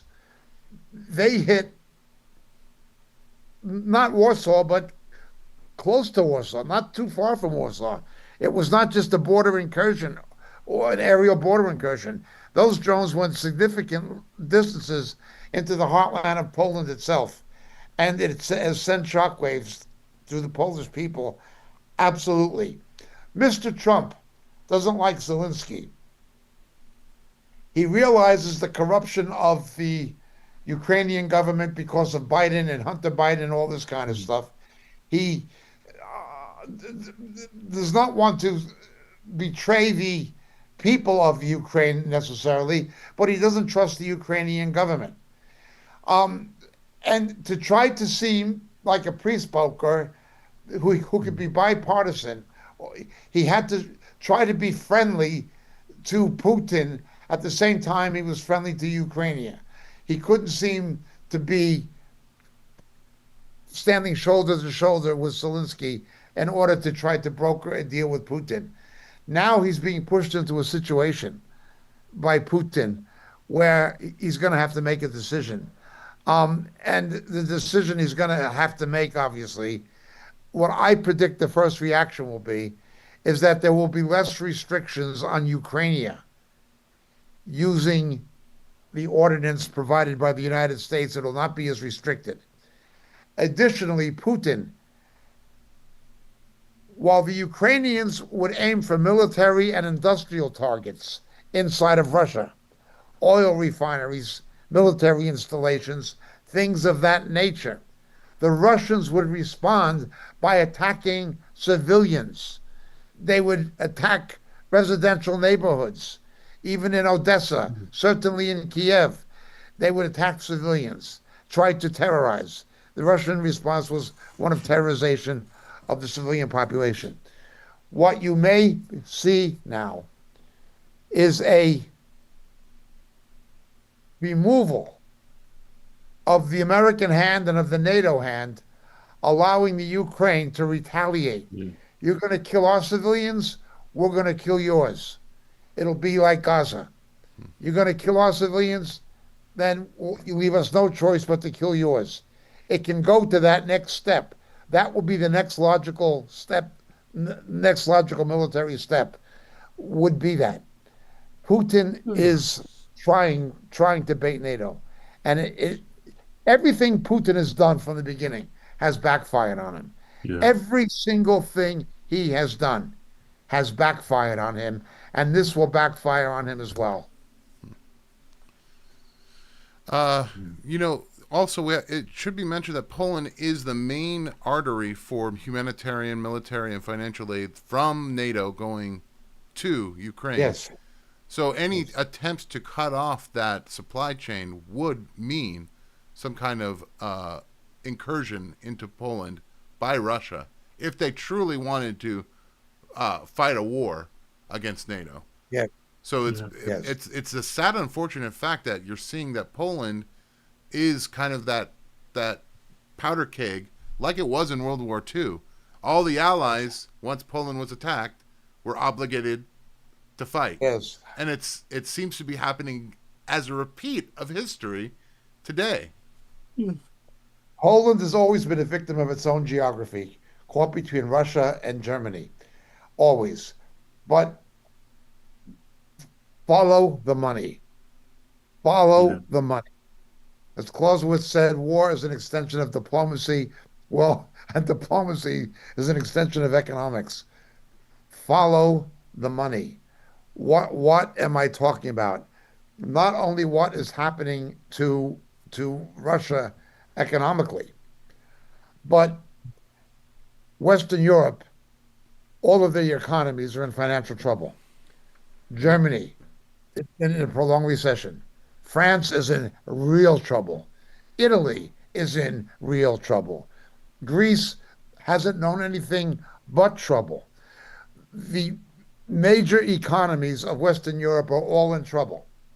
Yet every one of them now, including Britain, are talking about, since the day before yesterday, increasing defense spending. So everything Putin does backfires. Now, these countries don't want to spend any more money on defense, but Putin is giving them the inducement to do it. Everything Putin does backfires on him. Okay. Just want to remind everybody we're at the hour mark, so we have a lot of questions. Davey, how many questions do we have right now? I actually haven't counted them up, but we got quite a few. Okay. I'm pretty sure we have quite a few. But if you wanted to add to the list, there's a possibility we might get to some. But please leave them on Rumble, or we'll take them from YouTube as well. I want to continue the conversation. All of this is happening at the 24-year anniversary of the 9/11 attacks. And I think this is something that affects all of us almost equally. The Twin Towers represented Western economic dominance and cultural dominance. Their destruction was meant to humble the U.S. and the West and topple the regime. Here's my first question. Looking back 24 years after the 9/11 attacks, did the West win the military battle but lost the ideological war? Why does it seem to me in 2025 that while we were fighting over there in Islamic majority countries, that Islam seems more widespread with influence around the globe everywhere? The United States did not win either the military battle nor the ideological battle. You have a candidate, a leading candidate for mayor of New York City, a communistic Muslim who is pro-Islamist, who was anti-Semitic, who was anti-Israel in the Jewish demographic capital of the world, in the city where September 11th happened. Liberals are stupid. New York is a liberal stronghold, hence it is a buttress of stupidity. That is the nature of New York City. It is a stronghold of absolute stupidity in the general public. How can you have a Muslim about to be elected mayor in that city? And not a nominal Muslim. How can you have heathen savages on campuses like Columbia University, an Ivy League school, saying what they're saying and getting away with it, and the faculty supporting them, in the city where September 11th happened? The failure began from the beginning. The betrayal of America and the West by the Bush administration, by the oil whore Bush administration of Bush and Cheney. They would not do what needed to be done. They would not cancel the green cards and the student visas. They would not block Islamic immigration to the United States after September 11th until they could filter out who was a radical Muslim and who isn't, to the extent that is even possible. Can you imagine after Pearl Harbor, if Roosevelt continued to give visas to Japanese immigrants? That is what Bush and Cheney did. That is the kind of betrayal we're talking about by rhinos who are no better than Democrats. No better than Democrats. Yet naive, gullible people had this delusion that the Republican Party is somehow conservative.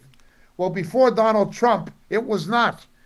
And the never-Trumpers, Ryan and Bush and Cheney and these people, they are nothing, as I've said many times, they are nothing other than Democrats who sit on the opposite side of the aisle.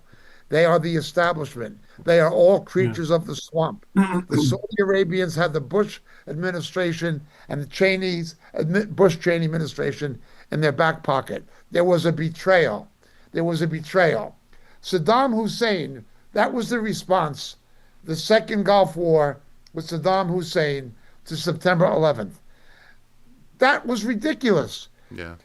They could have gotten rid of Saddam Hussein in the first Gulf War in 1991. With the backing of most of the Arab Muslim world, they could have gotten rid of him. But Bush Sr. left him in power. The ones we should have gone after September 11th, are the Saudi Arabians. We should have frozen all of their investment assets in the United States, took their portfolio from the National Sovereign Wealth Fund, held them accountable, and say, you're going to pay a military price if you don't hand over the House of Saud, the members responsible for this. Saudi Arabia should have been held accountable. But unfortunately, the Bush administration was in the pocketbook of the Saudi Arabians. That was the betrayal. And the Democrats have been worse. Obviously, they're always going to be worse. It is a sorry saga. But if you want to see how sorry, just look at New York City about to vote for a pro-radical Muslim to be the mayor. Yeah. How stupid can stupid be? I believe, as I've said multiple times, it is a judgment. The fact that the First Minister of Scotland was a anti-Israel, pro-Islamist Muslim, that the mayor of London, Khan, is a pro-Islamist Muslim. He may deny it, but his policies and his statements say otherwise. This is what you've got, the placation of radical Islam in Britain by the British government. It is a judgment. Now you have a Home Secretary who is an anti-Israel, anti-Semitic, I would say, anti-Western. Yeah. Muslim woman. Let me ask you a question real quick. God's judgment. It's God's judgment on the Judeo-Christian world. He's given them over to their stupidity. to their self-destructive idiocy. This is definitely true. Let me ask you a question, Elon. In Israel, have they learned the lesson of appeasing Islam? They've had years and years and years where they've appeased it. Do you think we're at a point where that is off the table? Oh, I would say so, yeah. I mean, October the 7th was a massive wake-up call, Yes. and it shifted the country. It really has radically shifted the country. And that shift is only going to increase because of the demographic factor as well. And also, of course, all of the pushback we're getting from European nations have allowed all of these Muslims in.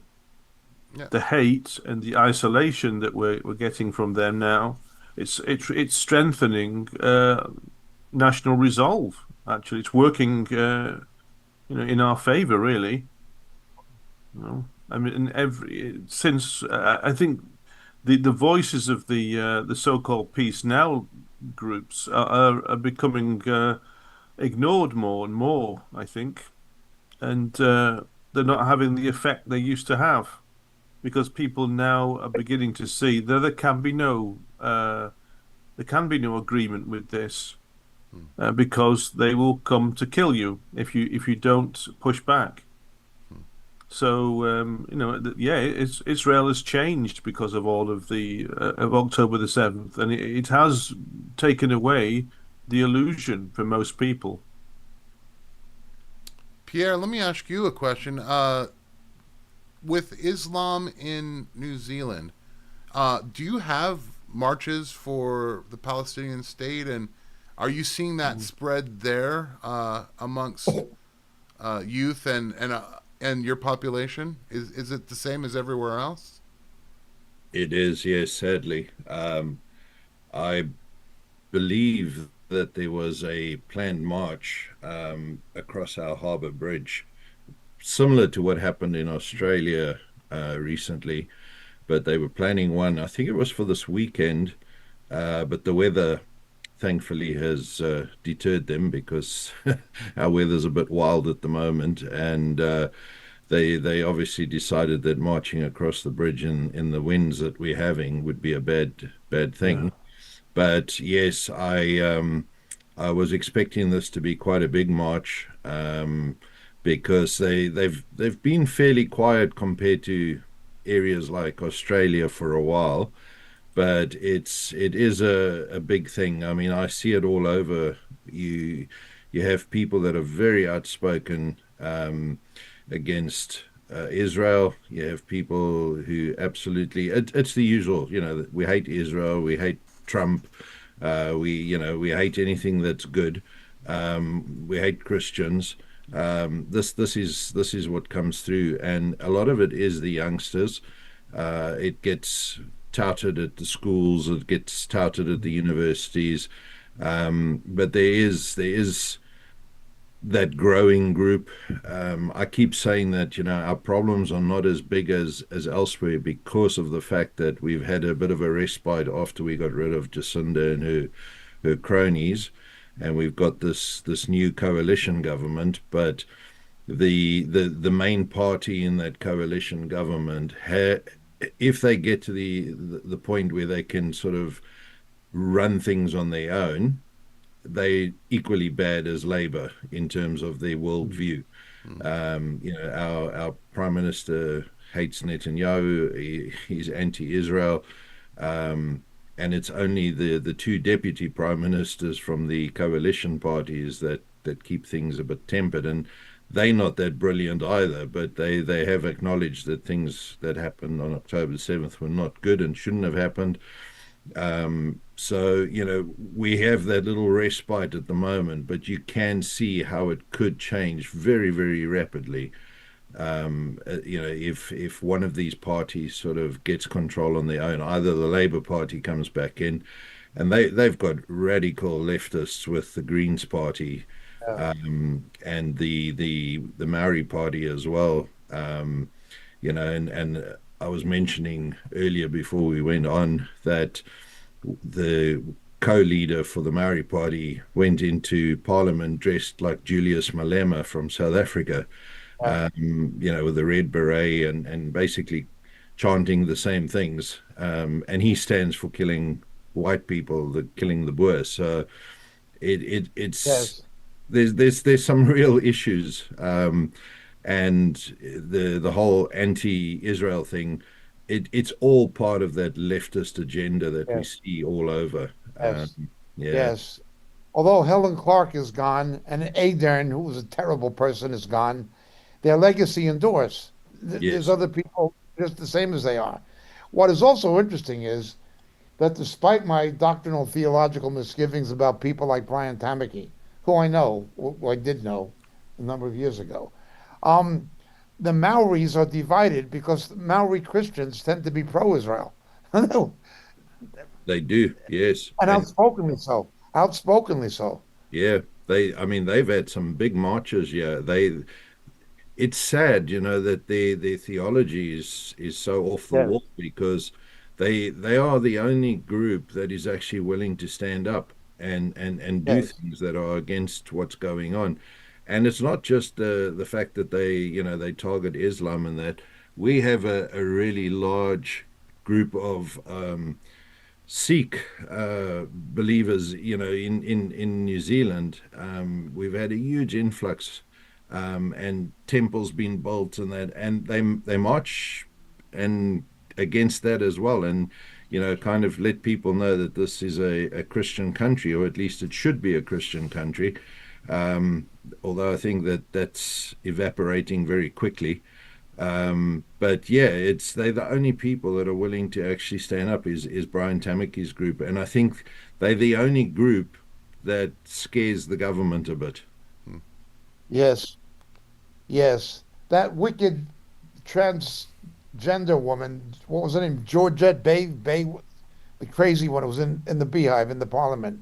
Yeah, Um, she's dead now, but they were the ones who opposed her, and it caused quite an uproar politically in the nation when they did it. Um, but also remember, Sikh people from India, they have a centuries old hatred of Islam. Yeah. The yeah, Sikhs and the Muslims are yeah. traditional enemies. And again, I think that's also been our saving grace is that, you know, we've had way more of them coming in than the Muslims. So Yeah. Yeah. it's sort of balanced and tempered at the moment, but you can just see how it's sitting there waiting for something to shift, and then everything will just go with it, you know. Yes. Yes. Yes. If I may ask, Davey, a question to you along this topic. 24 years after the 9/11 attacks, the spread of Islam is a global concern. Do you find that in Australia, at least, that part of the problem with the rise of Islam is that Christians, for the most part, the true Christians, are withdrawing. They're not engaging. They're almost trying to hide their light under a basket. That's why I think we're seeing the decline in the church that we are. There's not many people speaking out for Christianity like they have vocal Islamic teachers ready to go out in public and speak. Is that the case in Australia? Yeah, I guess very much so. That look, there are very few speaking out. I guess, look, we've had the whole Hillsong thing, you know, the word faith. We've had every heresy under the sun sort of here, and it's kind of like, you know, most of what passes itself off for Christianity here is kind of like, well, it might as well be the Church of Satan, really, for what they're doing. Yes. I know I'll Yeah. probably get attacked for saying that, but look, the church here is basically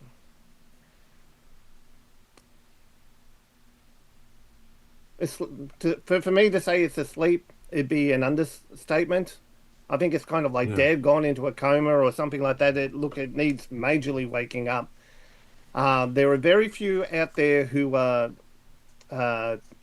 teaching, preaching the word faithfully. Very few out there standing up for God's word. We have way too many we've got the hyper reformed, we've got it's just a mess. Look, the church here is just a mess.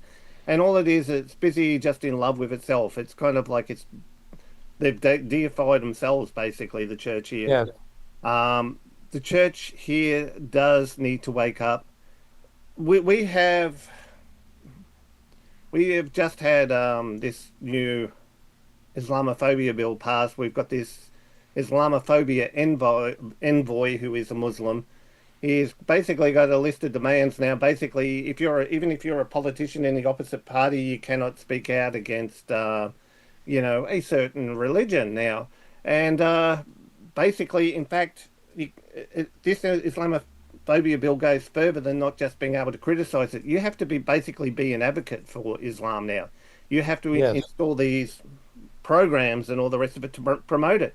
And they're specifically targeting those who are not going along with the pro-Palestinian movement. So if you happen to disagree with Palestinian statehood, or if you happen to be a supporter of the Jewish nation, any of these things, you're specifically going to be targeted. But we're even having prayer targeted now. Just like Quebec in Canada, where they're trying to ban prayer outdoors, we've just had discussions in Parliament in New South Wales where they're trying to discuss, okay, what prayer is lawful and what prayer isn't lawful now. So they're outlawing certain forms of prayer, what you can pray and what you can't pray. This is where we're coming to. Look,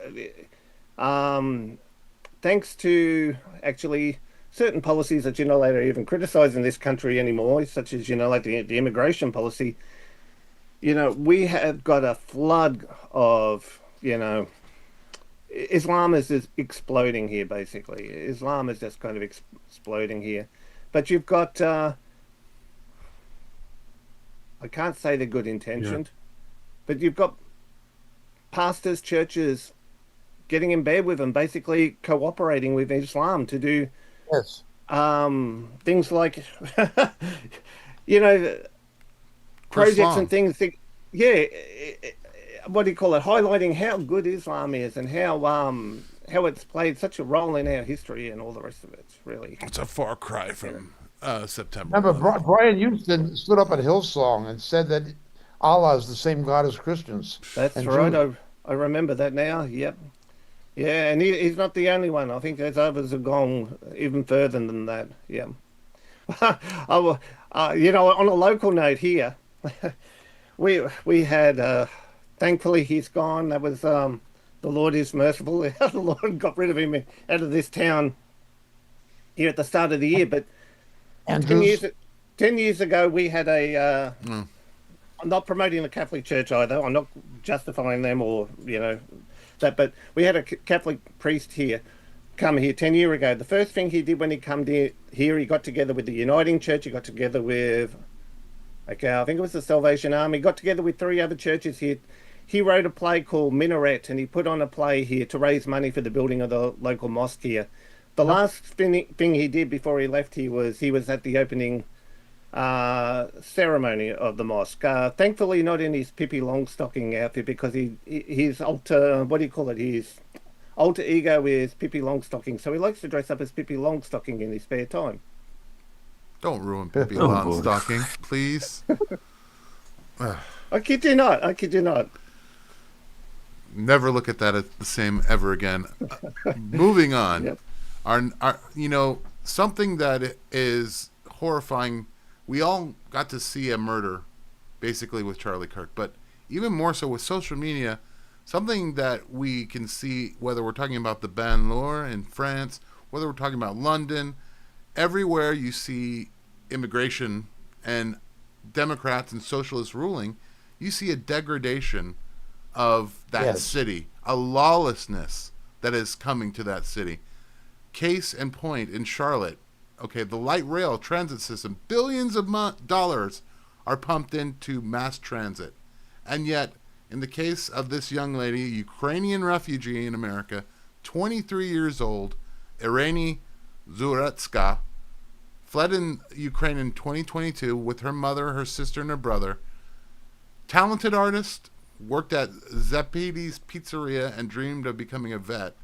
That was cut short because of a person who had been arrested multiple times, entered the bus, and stabbed her to death in front of everyone else on that transit. And a gang member. He was a gang member, allowed to stay here by the Biden administration, apparently a left-wing judge.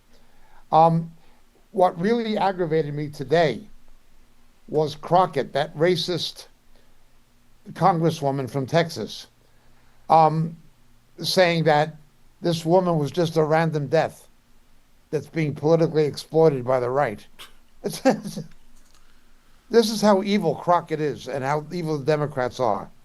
They allow people like that to stay in the United States to murder, to perpetrate murder. And then when they do it, they play it down and say it was nothing. And there's still people stupid enough to vote for them. Yep. Well, hopefully that'll continue to change. To your point, Jake, And what's really crazy is this judge is also on the administration board for rehabilitating people. So he has a financial inducement to give them a light sentence so he can be put into programs that he oversees. And the mayor of Charlotte was just renominated as the Democratic Party nominee for the next election. The mayor, her remarks were outrageous. I mean, that woman is just a piece of political garbage. Yet she's renominated to be mayor. No. You can't save people from themselves.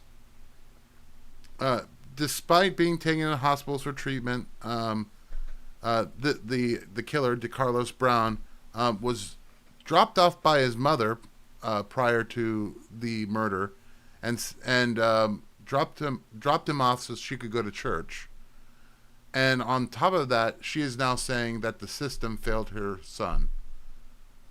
I think the system failed more than her son, if I could be blunt. Why do democratic cities have this problem? Why is mental health why is this condition so rampant? I mean, it's coming down to the point where I have to ask the question as a Christian, is it a mental health crisis? Or are people being demonically influenced? Both. Combination of the two. Let me ask Pierre. Let me ask you real quick. Do things happen on your transit systems in New Zealand like you see here in America? I don't think to the extent that you see it in America, but things do happen. What we have seen here in New Zealand is, like you've just mentioned, other countries where, or areas where you've got a huge influx of migration happening, and there's like this lawlessness that comes in. We see it here as well. And this whole view to how to deal with crime, it's almost like we don't want to deal with crime anymore. We don't want to punish people for doing things that they've done.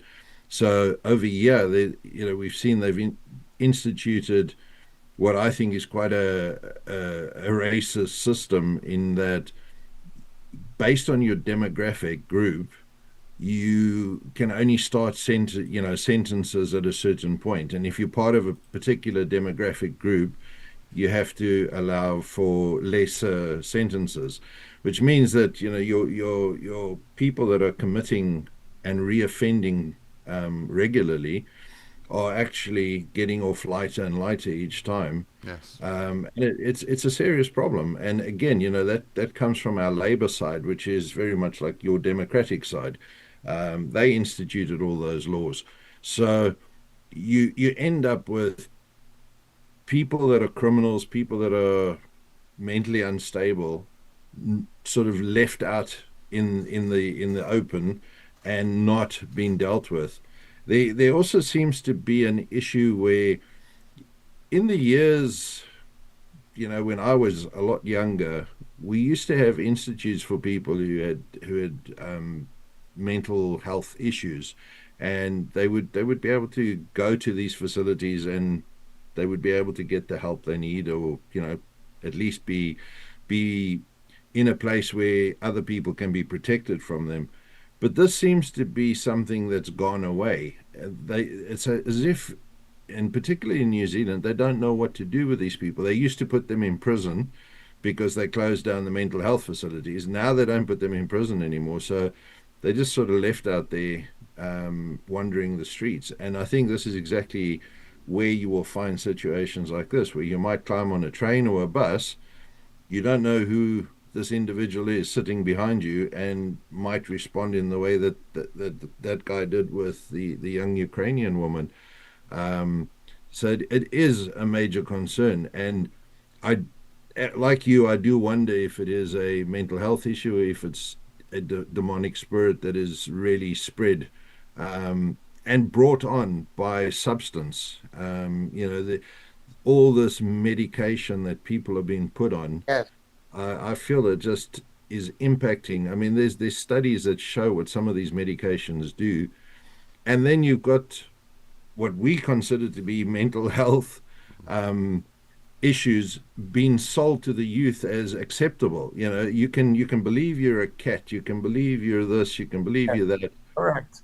It's a serious problem. We actually, if we had to go around putting all the people that are struggling with mental health issues at the moment into facilities, there wouldn't be many people left on the streets. Yes. That is absolutely true.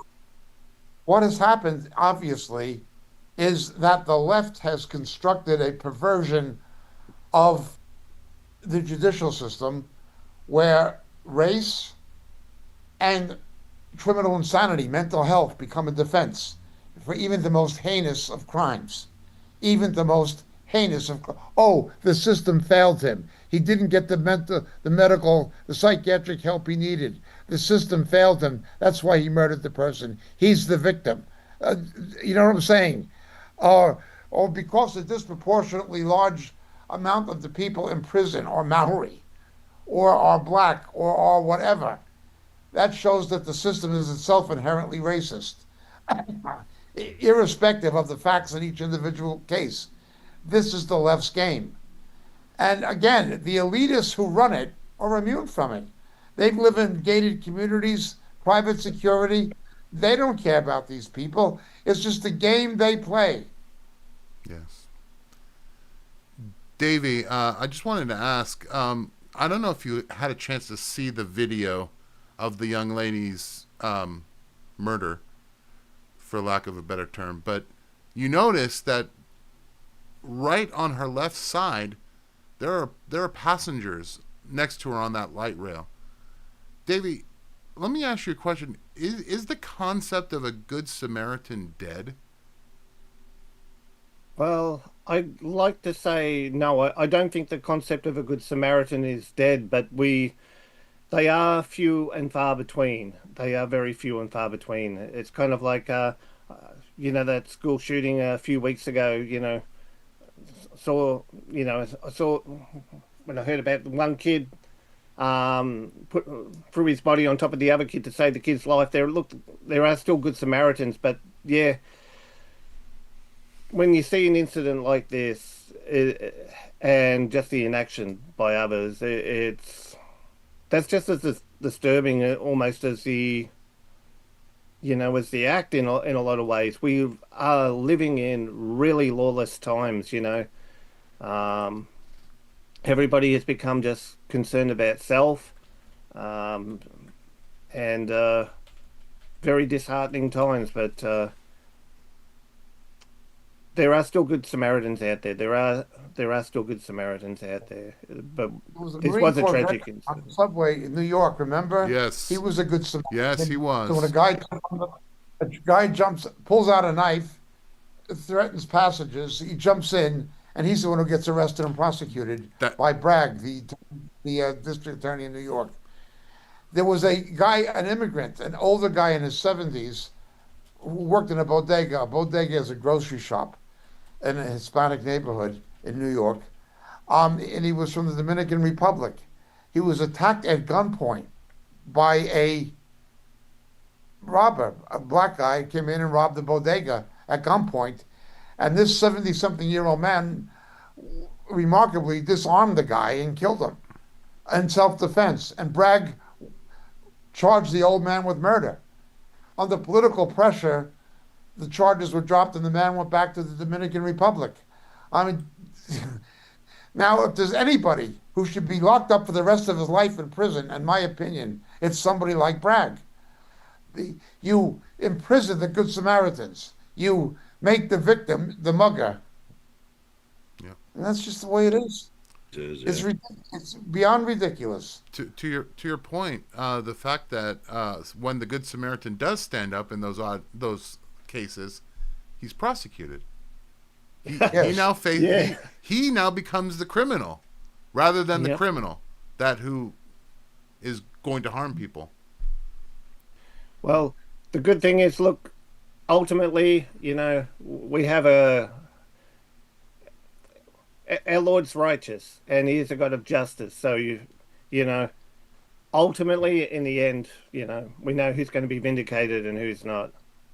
Yeah, to your point, I have to keep reminding myself all the time, that the Lord's loving kindness, he's right, he's righteous, he's a God of justice. And these people, the judgment day is coming. There is a day of accountability, and they will have to give account. Yes. And that's one reason too. Hell has to be eternal and forever. When you look at some of the things, the absolute evil that we see sometimes, hell does have to be eternal and everlasting. Yes. To your point, Davey, Revelations 21:8. But for the cowardly, unbelieving, abominable, murderers, and immoral persons, and sorcerers, and idolaters, and all liars, their part will be in the lake that burns with fire and brimstone, which is the second death. Yeah, and I've always found it interesting that the first thing on that list that's mentioned is the cowardly, because the cowardly is the thing that'll lead to a lot of these other things. It's the cowardly, what's that saying? If, for evil to succeed, all it takes is good men to do nothing. Nothing, yes. Final topic as we're winding down to backstage. Pope Leo, is it the 14th? Had a private audience with Reverend James Martin on September 1st in 2025 at the Vatican. Jacob, what is this signal? It signals the naivety of traditional conservative Catholics and how silly they are. It says in the book of Jeremiah, Babylon cannot be healed and it won't be. James Martin is a Jesuit, same as Pope Francis was a Jesuit. And he is a LGBTQ activist, pro-LGBTQ activist. It was his influence in part that persuaded Pope Francis, who's now dead, who protected pedophiles when he was the Archbishop and Cardinal in Buenos Aires, Argentina, to authorize benedictions to be placed on same-sex relationships, effectively marriage. The Pope did this. So now you have a new Pope, and naively, these conservative Catholics, and you see them on the internet, who thought that Francis was a bad Pope and they were glad to see the end of him, and they put their hope in this guy from Chicago, Prevost. Prevost, now calling himself Leo the 14th, was the province of the Augustinian order. Then he was the head honcho of the Augustinians. Any case of pedophilia or sexual abuse, child molesting perpetrated by a Augustinian went through him. He sent it to the Vatican. Nobody was ever reported to the police or to a district attorney or prosecutor. Nobody. When he was the bishop in Peru and in Chicago, both places, he protected pedophile clergy at the expense of not protecting the children. And that infamous story of the three sisters in Peru is shocking. Yet people think, oh, wonderful, Pope Leo, we have an American Pope. The man is a worthless reprobate. He protected child molesters.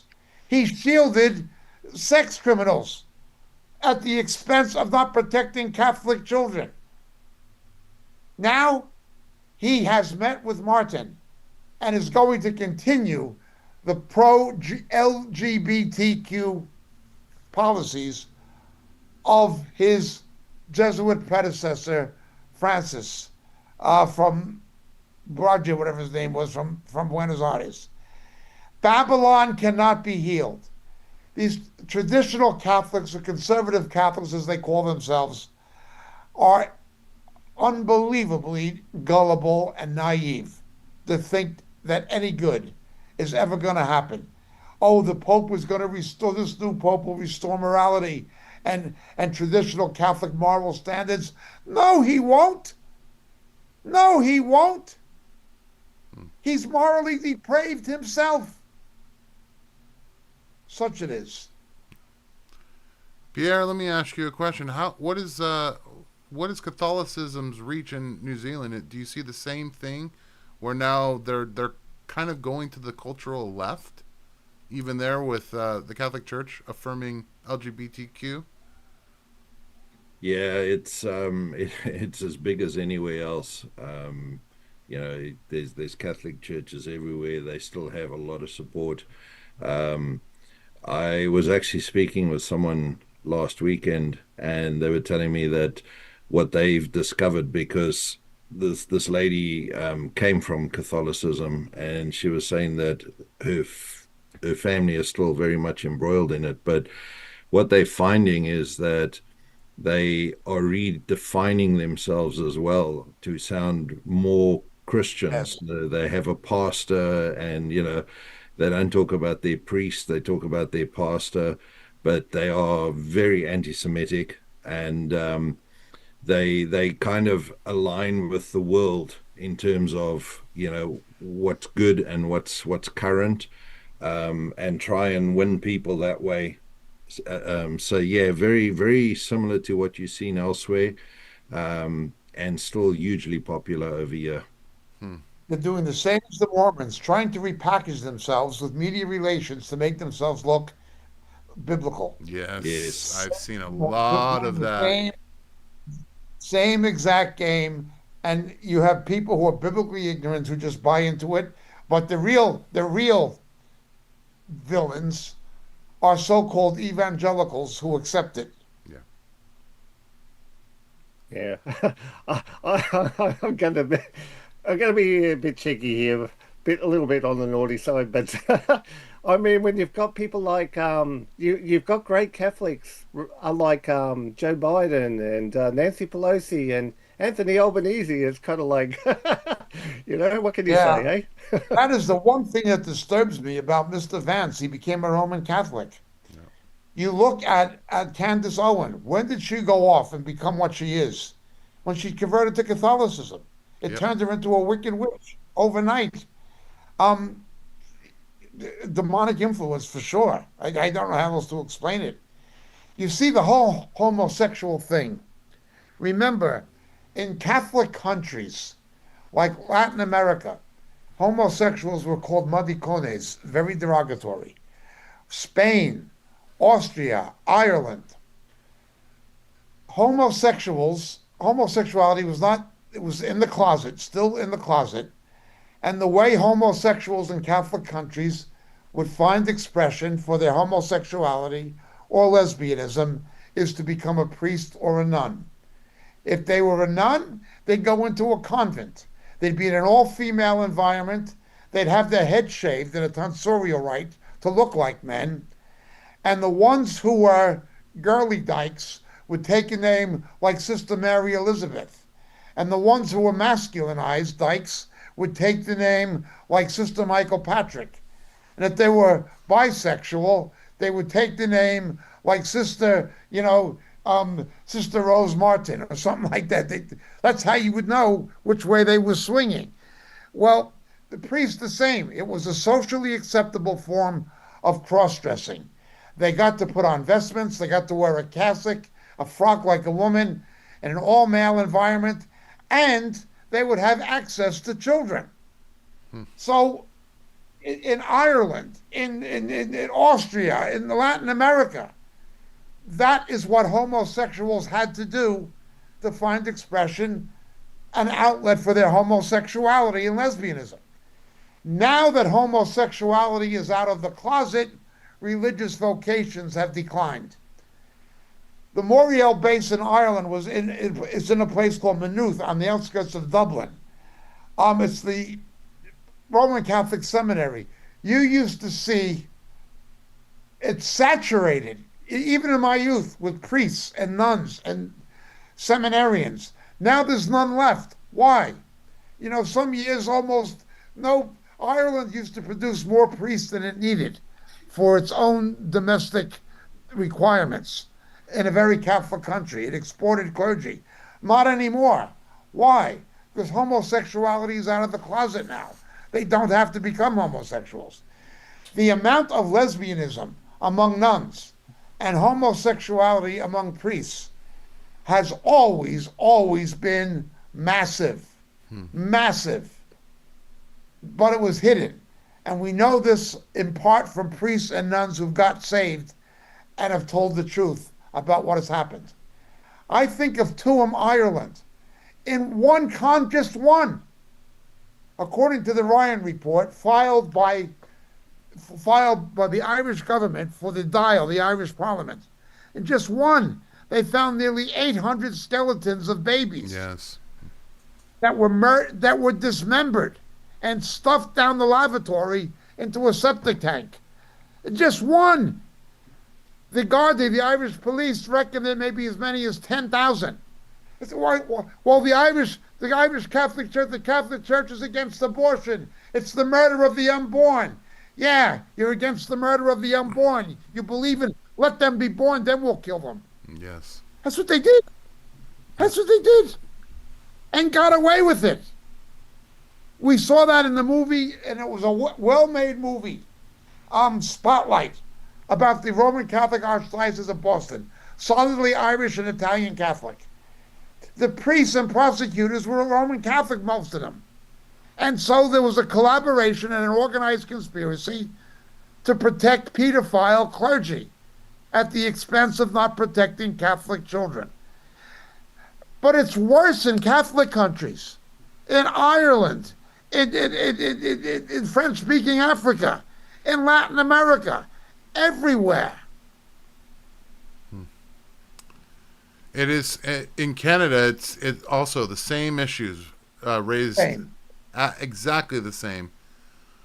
Well, especially Quebec. Yep. Yep. In France, since the 1950s, there is 250,000 known cases, just in France, in one generation. 250,000 known cases. How many there are that are not known? Only the Lord knows.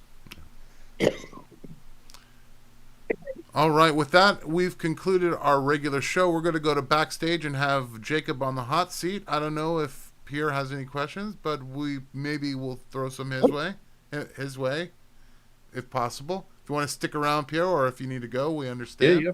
No, all good. All right. So please stay tuned. We will be back in a few minutes. How we doing? Praise the Lord.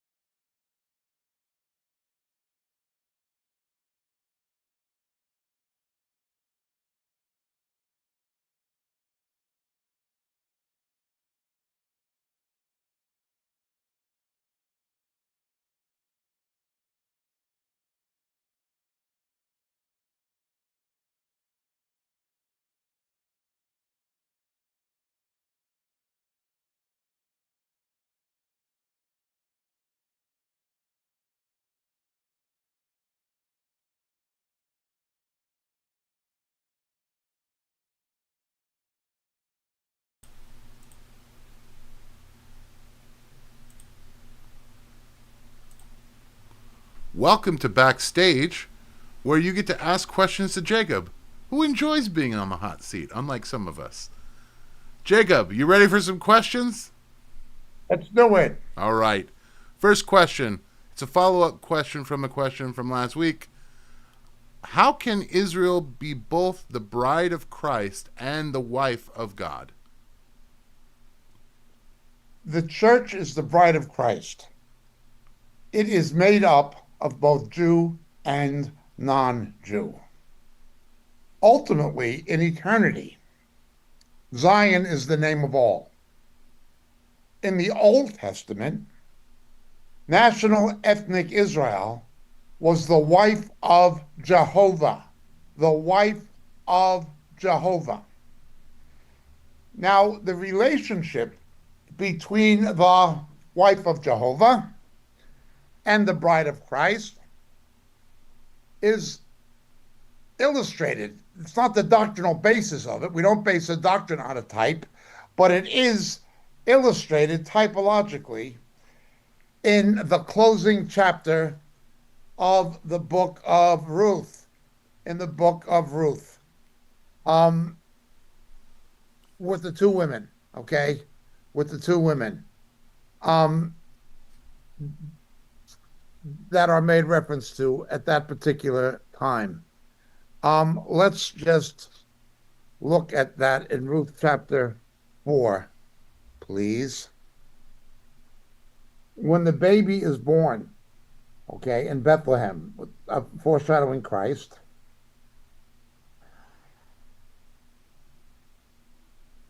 they took the child, and they said, a son is born to Naomi, so they named him Obed. He's the father of Jesse, the father of David.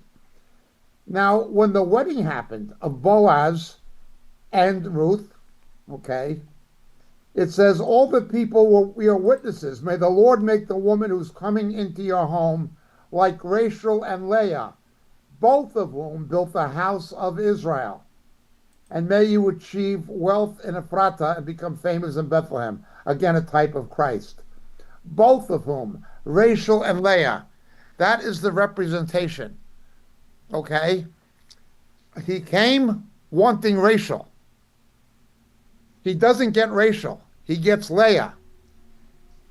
After he learns to love Leah as much as he loved Rachel, Leah has all the babies. Then he gets Rachel. From the book of Genesis. This is what Ruth recounts. Jesus comes to get a bride from his own, from Israel. But Israel doesn't take him.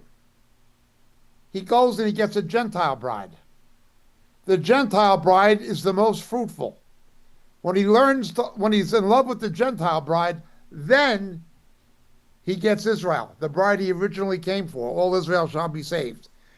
Now, this is a typological illustration. It's not the basis of the doctrine. It illustrates the doctrine. But essentially, to answer your question as I understand it and as you phrased it, the bride of Christ has to do with the church, made of both Jew and Gentile. The wife of Jehovah has to do with Israel. Well, I want to thank that person for asking that question because I learned something. Our next question, Jacob, what are the characteristics of the days of Noah and the days of Lot? God bless. Twice the New Testament uses those of prophetic illustrations of what it's going to be like.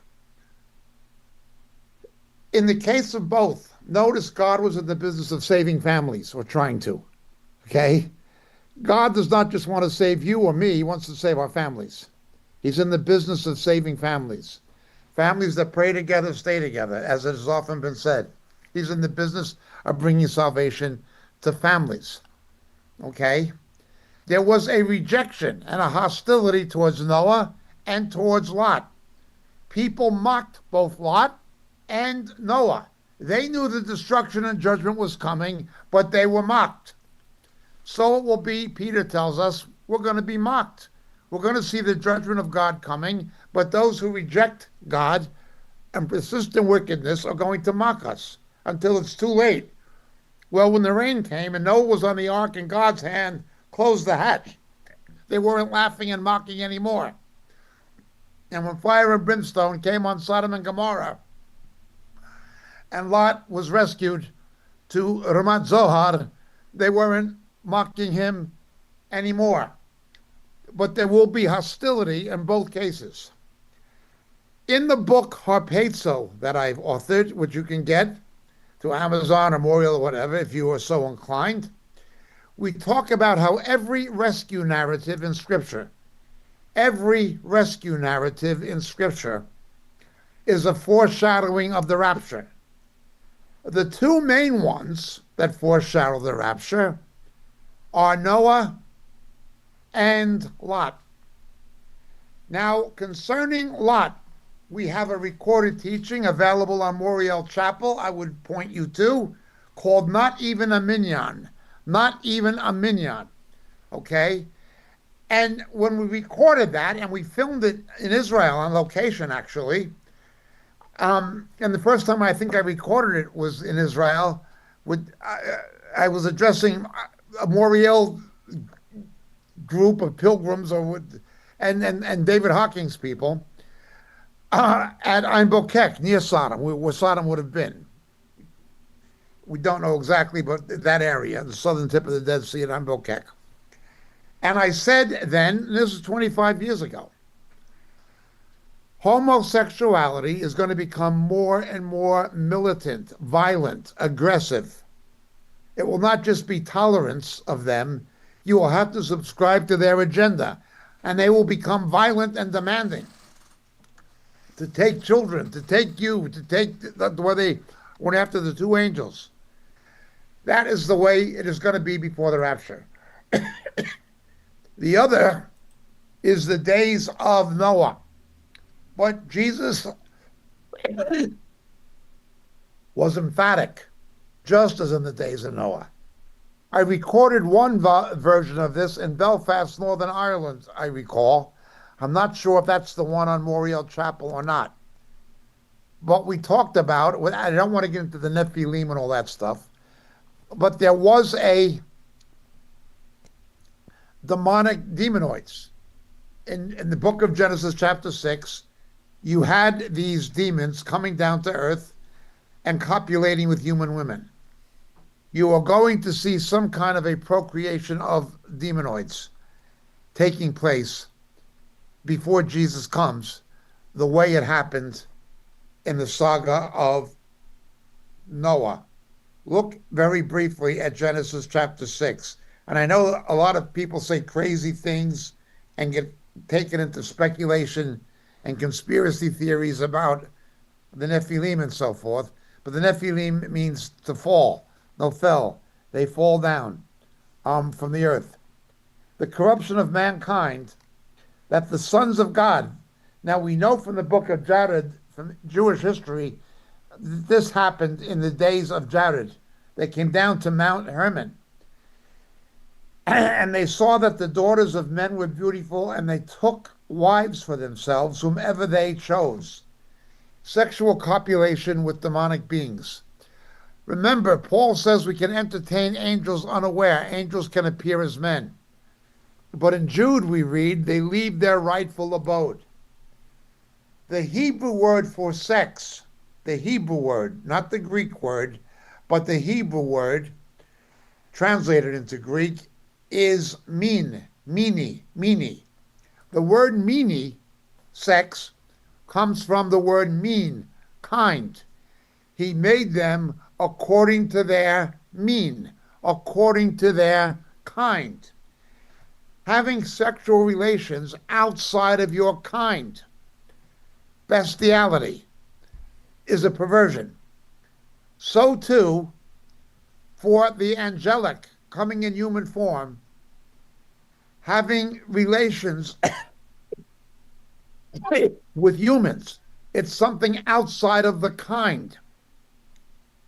There is a reason that in black necromancy and Satanism, we know from people who were saved out of it that the initiation rituals can involve surrogate sex with the devil or with the demonic. Again, going outside of your mean, outside of your kind. Mini was meant for your kind, not going outside of it. This kind of perversion, even taking on a demonic manifestation of the perversion, is something that is going to happen before Christ returns. I've been convinced of this for 30 years. I hope that answers the question. Thank you, Jacob. Next question. When and how does the partial hardening Israel and the Jews cease? Is this related to the Gentiles showing mercy? The Gentiles showing mercy to Israel as a testimony has to do with provoking them to jealousy. Why do you love us? Why do you have something we don't have? Well, we have it because we believe in the Messiah, okay, the Jewish Messiah. That has to do with provoking them to jealousy. The heart not being hardened anymore, the removal of the hardness of heart, is Zechariah chapter 12. They will look upon me who they have pierced, and mourn as one mourns for an only son. The rejected, crucified Messiah is the one who comes to save them. That is when the hardness of heart is reversed and removed. Thank you, Jacob. Next question. Are there any works of Art Katz or Dave Hunt that you would recommend? I'd recommend just about everything Dave Hunt did. He was pre-trib, but he was very tolerant of the fact that I wasn't, and it was not a big issue with him.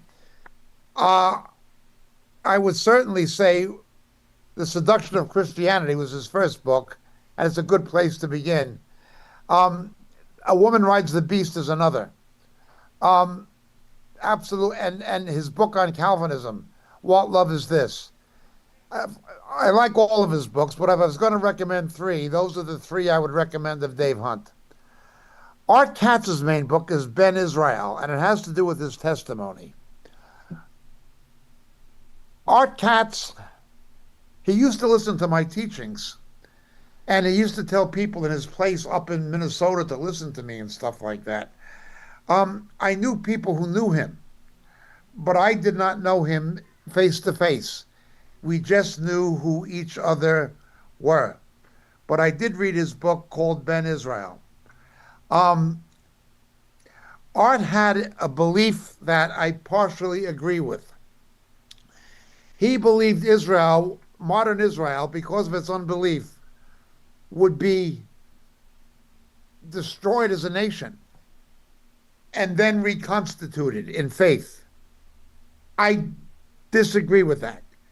I believe Israel is only regathered to the land twice, based on the prophecies of Isaiah 11:11 and certain other passages that are references to it.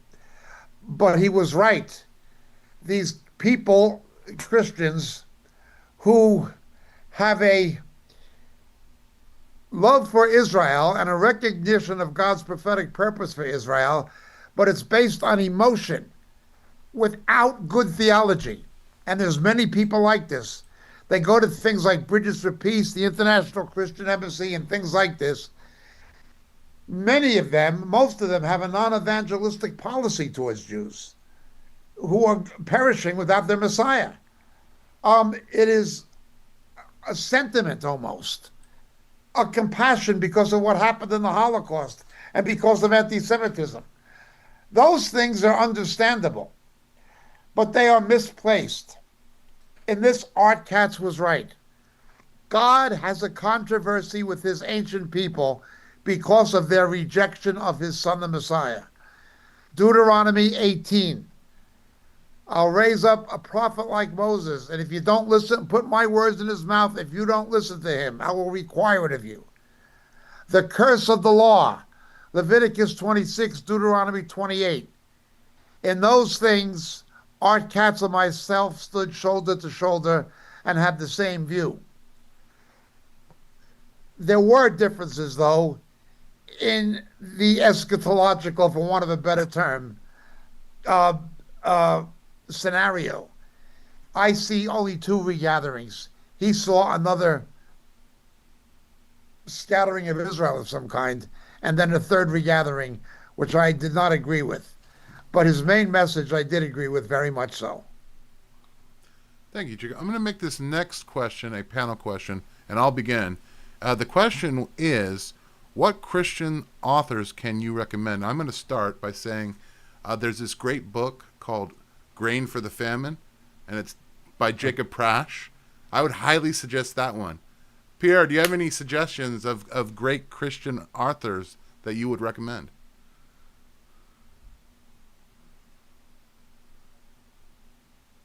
You're muted, Pierre. Apologies. Can you hear me now? Yes, hear you now. Yeah. There's a few that I read. I'll grab one. Yep. I do have Dave Hunt's books as well. I like to read some of the historical stuff of Josephus. And then I've got one here which I'd like to share as well. Let me just get it.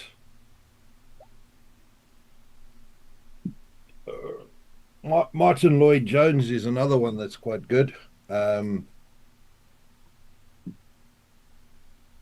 lot of the stuff I read is more sort of stuff that you would study, like F.F. Bruce, Israel and the Nations.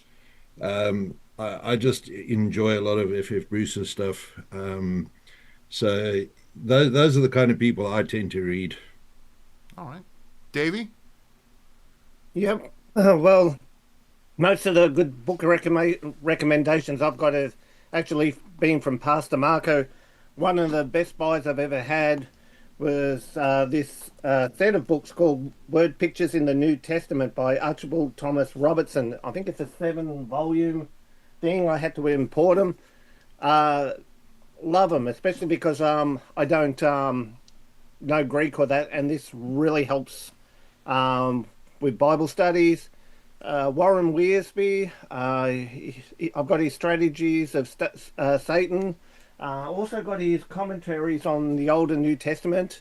They're a good resource. Yeah, I like Dave Hunt. Of course, Jacob's books. I love Shadows of the Beast, Harpazo. Also, too, if they probably be my favourites. Yeah, they'd be my favourites anyhow. Thank you. And Jacob, can't forget, do you have any recommendation, Christian authors? The bibliography of Christian authors I would recommend and like would be too long to address it or to try to go through the list, and I'd leave some off in a format like catching up. But I would say this. There are 5 or 6 books I always recommend new believers should read. And that I think even if you're not a new believer, you should have read these following books at some point in your Christian life. But I always recommend them for new believers, after the Bible itself, of course. The first is The Pilgrim's Progress by John Bunyan. In my estimate, that after the Bible, I think that is the best book I ever read in my life. The Pilgrim's Progress by John Bunyan. That'd be one of them for sure.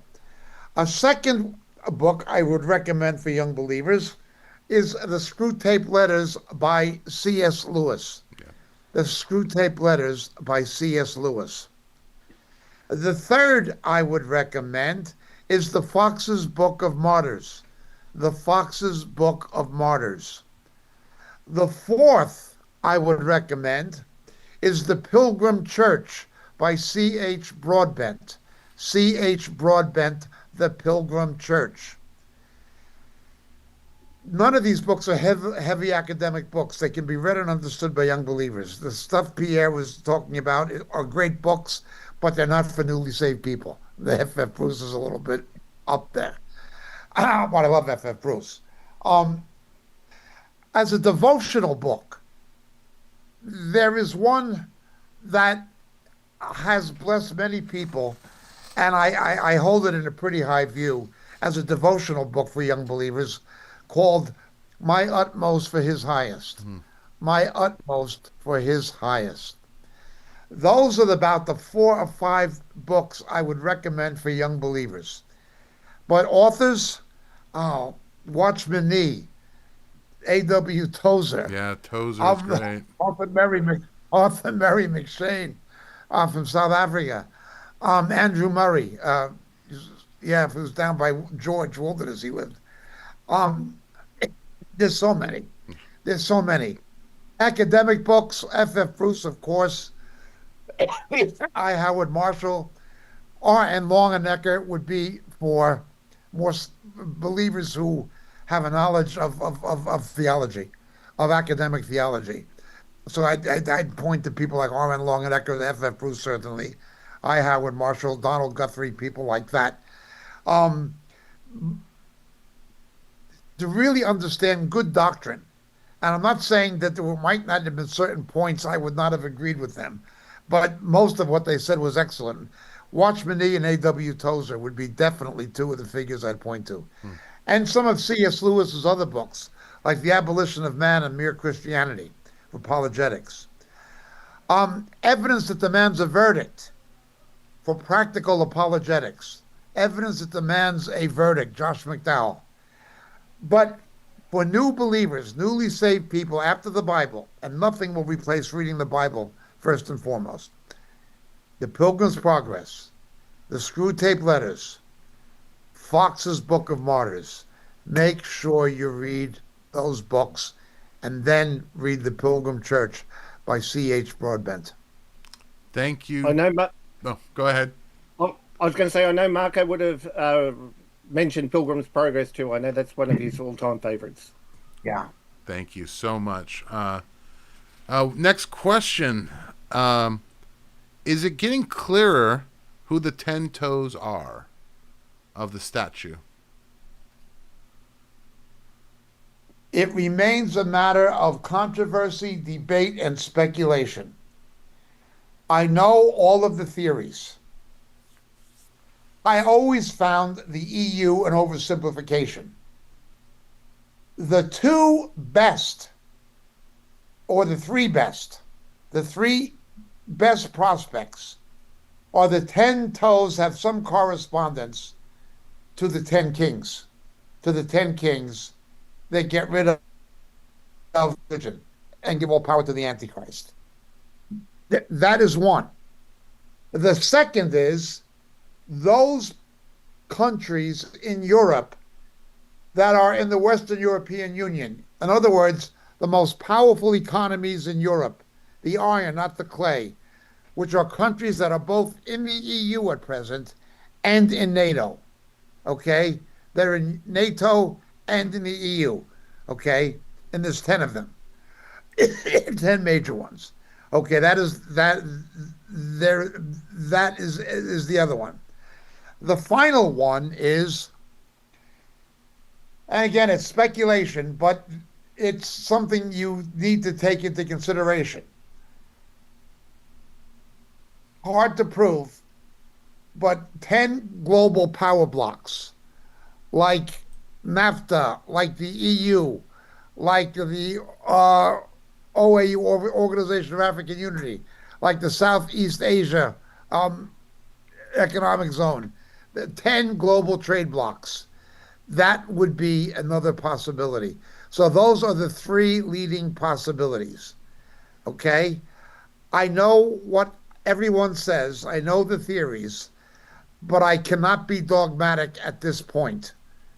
Although I am aware of all three and take them into some account. Obviously, they must be related in some way to the two legs of the Greco-Roman civilization. They must be related to that in some way. If we were just to look at it in those terms, it would be the countries that we today call Western European Union, countries that are both in NATO and in the EU. They're major economies that are military powers on the continent. That would seem to be. But again, I am not being dogmatic at this point. It may be something that has not fully taken shape as yet, or is in the process of taking shape. If someone else would like to comment, I'm happy to defer. Pierre, Davey, anyone want to make a comment on the 10 toes? Is it clearer today? I think what Jacob has said there is spot on. We've just been working through Daniel in our fellowship, and it's interesting how the conversation goes when you do a Bible study on that, and everyone comes forward with various views and ideas of what's going on. Because of course we all liken it to what's going on in the world at the moment, and what we see and what's come before, and it is a difficult one. It's I think that there's a lot happening at the moment that's making us sit and take a bit more note of than what we've had before. So I think it's going to come out soon. I think we're hurtling towards the end here. So it won't take that long before we know what's going on.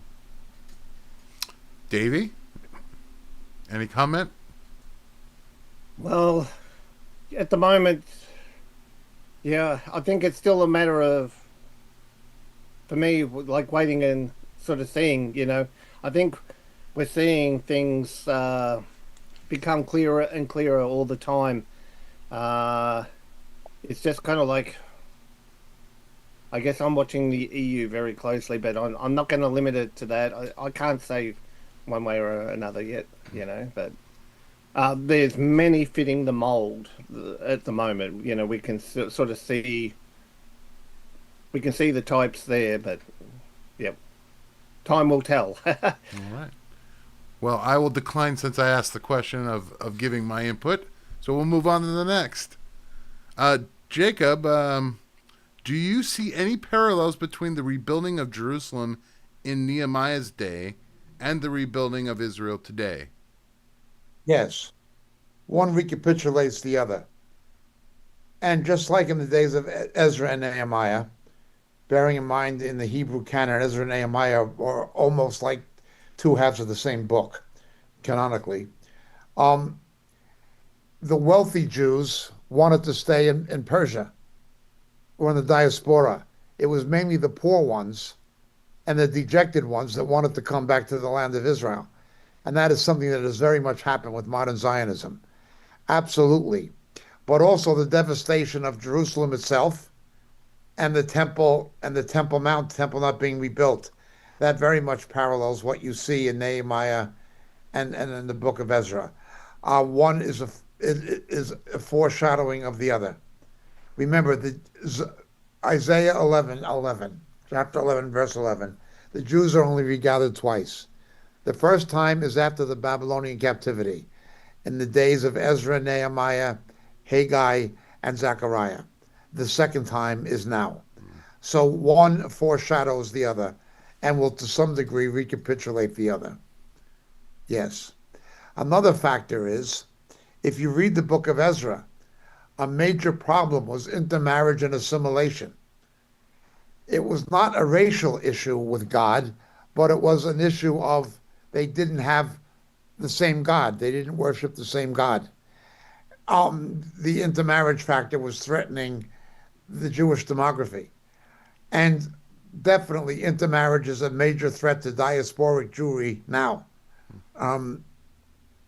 That is another point of contact or common element. Jacob, this one is a little bit difficult just because I'm not quite certain what their view on, orge or thlipsis is, where they draw that line. So I'm going to ask the question, but keep in mind this might be a person that might be pre-trib, it might be post-trib. When Jesus comes for the saints, we are not here for God's wrath, but we are also not in the current heaven, paradise, because we get resurrected bodies at the rapture. So are we suspended in the air until after the wrath, and then Jesus comes back? No, remember, there'll be a new heaven and a new earth. The eternal heaven will be one to which Satan has no access. As we see in Job, Zechariah, and Revelation, he has access to the present one. He's the accuser of the brethren. He accuses before the throne. In the new heaven, he will have no access. There will be a new heaven, as there will be a new earth. The present place we call heaven, the Greek would be Uranus, but it's called paradise. paradise. That's where it is, paradise. Um, it's interesting in some churches, Roman Catholics call the Garden of Eden the Garden of Paradise, like it was a colony of paradise or something, I suppose. Um, we are in paradise. We are in the place where John was told, "Come up hither," where Paul was taken up to, that he refers to in Second Corinthians. That is where we are, waiting to return to the earth with Christ for the millennial reign. Now, some people will say, "I don't know who wants to come back here. I want to be where the Lord is." Well, this is where the Lord's going to be. It's not going to be the world. It's going to be the earth as God intended it to be. Uh, a perfect world, as it were. Um, so, no, we are not in the eternal heaven, the new heaven. We are in the current one, which is paradise. Thank you, Jacob. Next question. A website called Jezebel got some witches to call down curses on Charlie Kirk before his demise. I wonder, Jacob, is this possible or is it just a coincidence? One, I don't know if you can document it as being true. When a major world event happens, or an event of major consequences takes place, particularly if it's on an international scale, all kinds of stories and myths begin flaring up and rumors begin flying. So whether it can be documented as true would be the first question I would have. Secondly, even if it were true, I don't believe that they could have killed him with witchcraft. Nobody dies unless the Lord allows it. You understand? Nobody. Nobody can give up the ghost unless, believer or non-believer. Nobody. If a believer is martyred or killed, it's because God allowed it. An act of witchcraft or an act of Satan cannot do it unless God allows it. Ultimately, life and death are in the hands of the Lord. But I wouldn't be caught up in speculations about such things. All right, last question, because I want to save question 11 for Marco next week, because I'm just that kind of guy. Okay. Last question. It was always taught in various churches that the early church looked at Nero as being Antichrist. If so, and with the persecution going on, shouldn't we be looking out for the Antichrist? We deal with this in my book, Shadows of the Beast, and we do deal specifically with the Roman emperors, particularly with Nero. Multiple figures have had their gematria names come out in Latin, Hebrew, and English to 666. Nero was, if not the first, certainly one of the first. Nero initially showed a kind of almost benevolence or indifference, at least a benign indifference to Christians and Jews before turning against them. The early Christians would then have made some kind of an association. After Rome burned, they would see fallen as Babylon. They would have associated that with how Rome burned under Nero, giving them an idea of the Antichrist and how Nero will be a picture of the Antichrist. So, like all of the deified emperors, Nero was an Antichrist. He is a type or shadow of the Antichrist, but he's not the Antichrist. He just teaches about him. He was an Antichrist, but not the Antichrist. But yes, the early Christians strongly suspected he could be. Part of the reason is, of course, he martyred circa 66 AD, CE. Peter and Paul were both martyred under Nero's regime. In the forthcoming film, Why Is This Time Different?, we film a clip right in front of the ruins of Nero's palace. One of my favorite things that I had to edit. Okay. Thank you, Jacob. And with that, we're going to close the show out. If I could just ask Pierre, would you give a word of encouragement to our viewers and the people that have stuck with us through all of the news and the questions? Yep, gladly. I think given what's happened this week, I would refer to what Paul says in Philippians 1:21. For to me to live is Christ, and to die is gain. And what he's saying there is that when we're alive, we need to be making sure that our lives are centered around Jesus. Our identity comes from Jesus, and we need to see every opportunity as one that we can serve Christ. Yes. If I'm alive, I'm living for Christ. And if I die, then I don't see it as loss. I see it as reward, because it gives us that union with Christ. It frees us from the troubles we have in this earth.